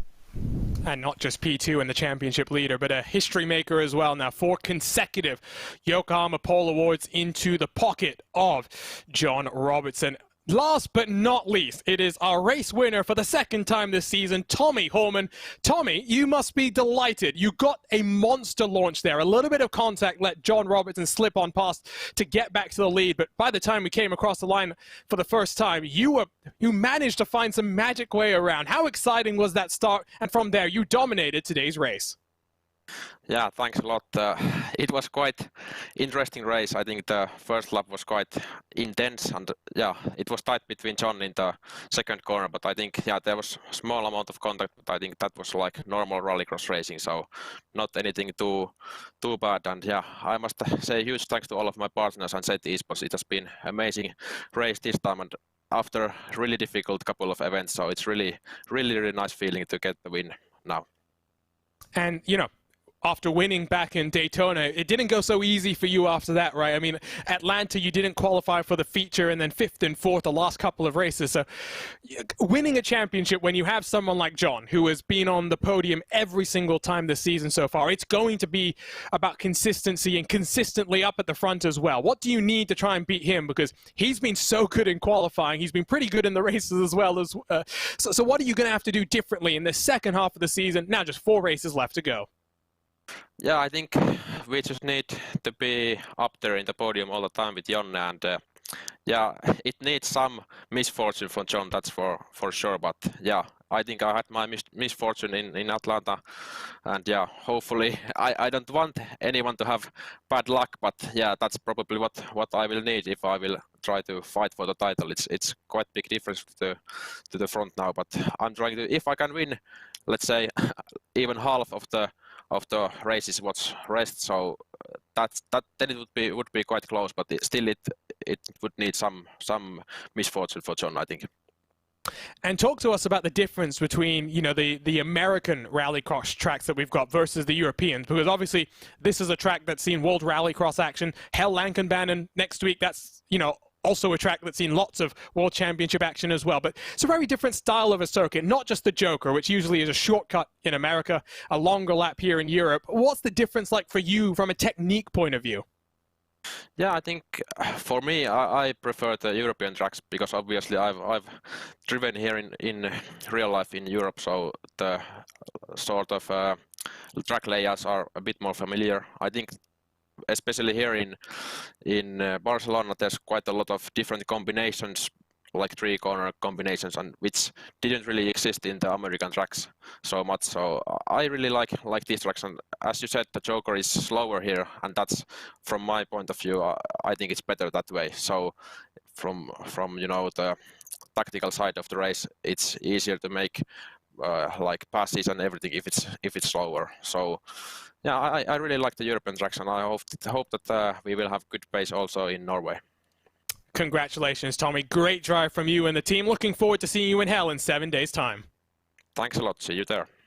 So Tommy Holman, winner for the second time this season. And that's about wraps things up here from Barcelona, Paul. But before we say goodbye, of course, let's remind everyone, 7 days from now, the final trip, or final visit on our European trip here. Hell Lankenbanen, that is an incredible track. And it was our season opener last year as well, one of 2 visits that we had to Norway in our 2020 World Championship. Bo Albert had a little bit more luck last year than he's had all of this year. So he'll be hoping that things swing back in his direction. But what a track it is. So much more elevation change than most of the tracks we've got this season.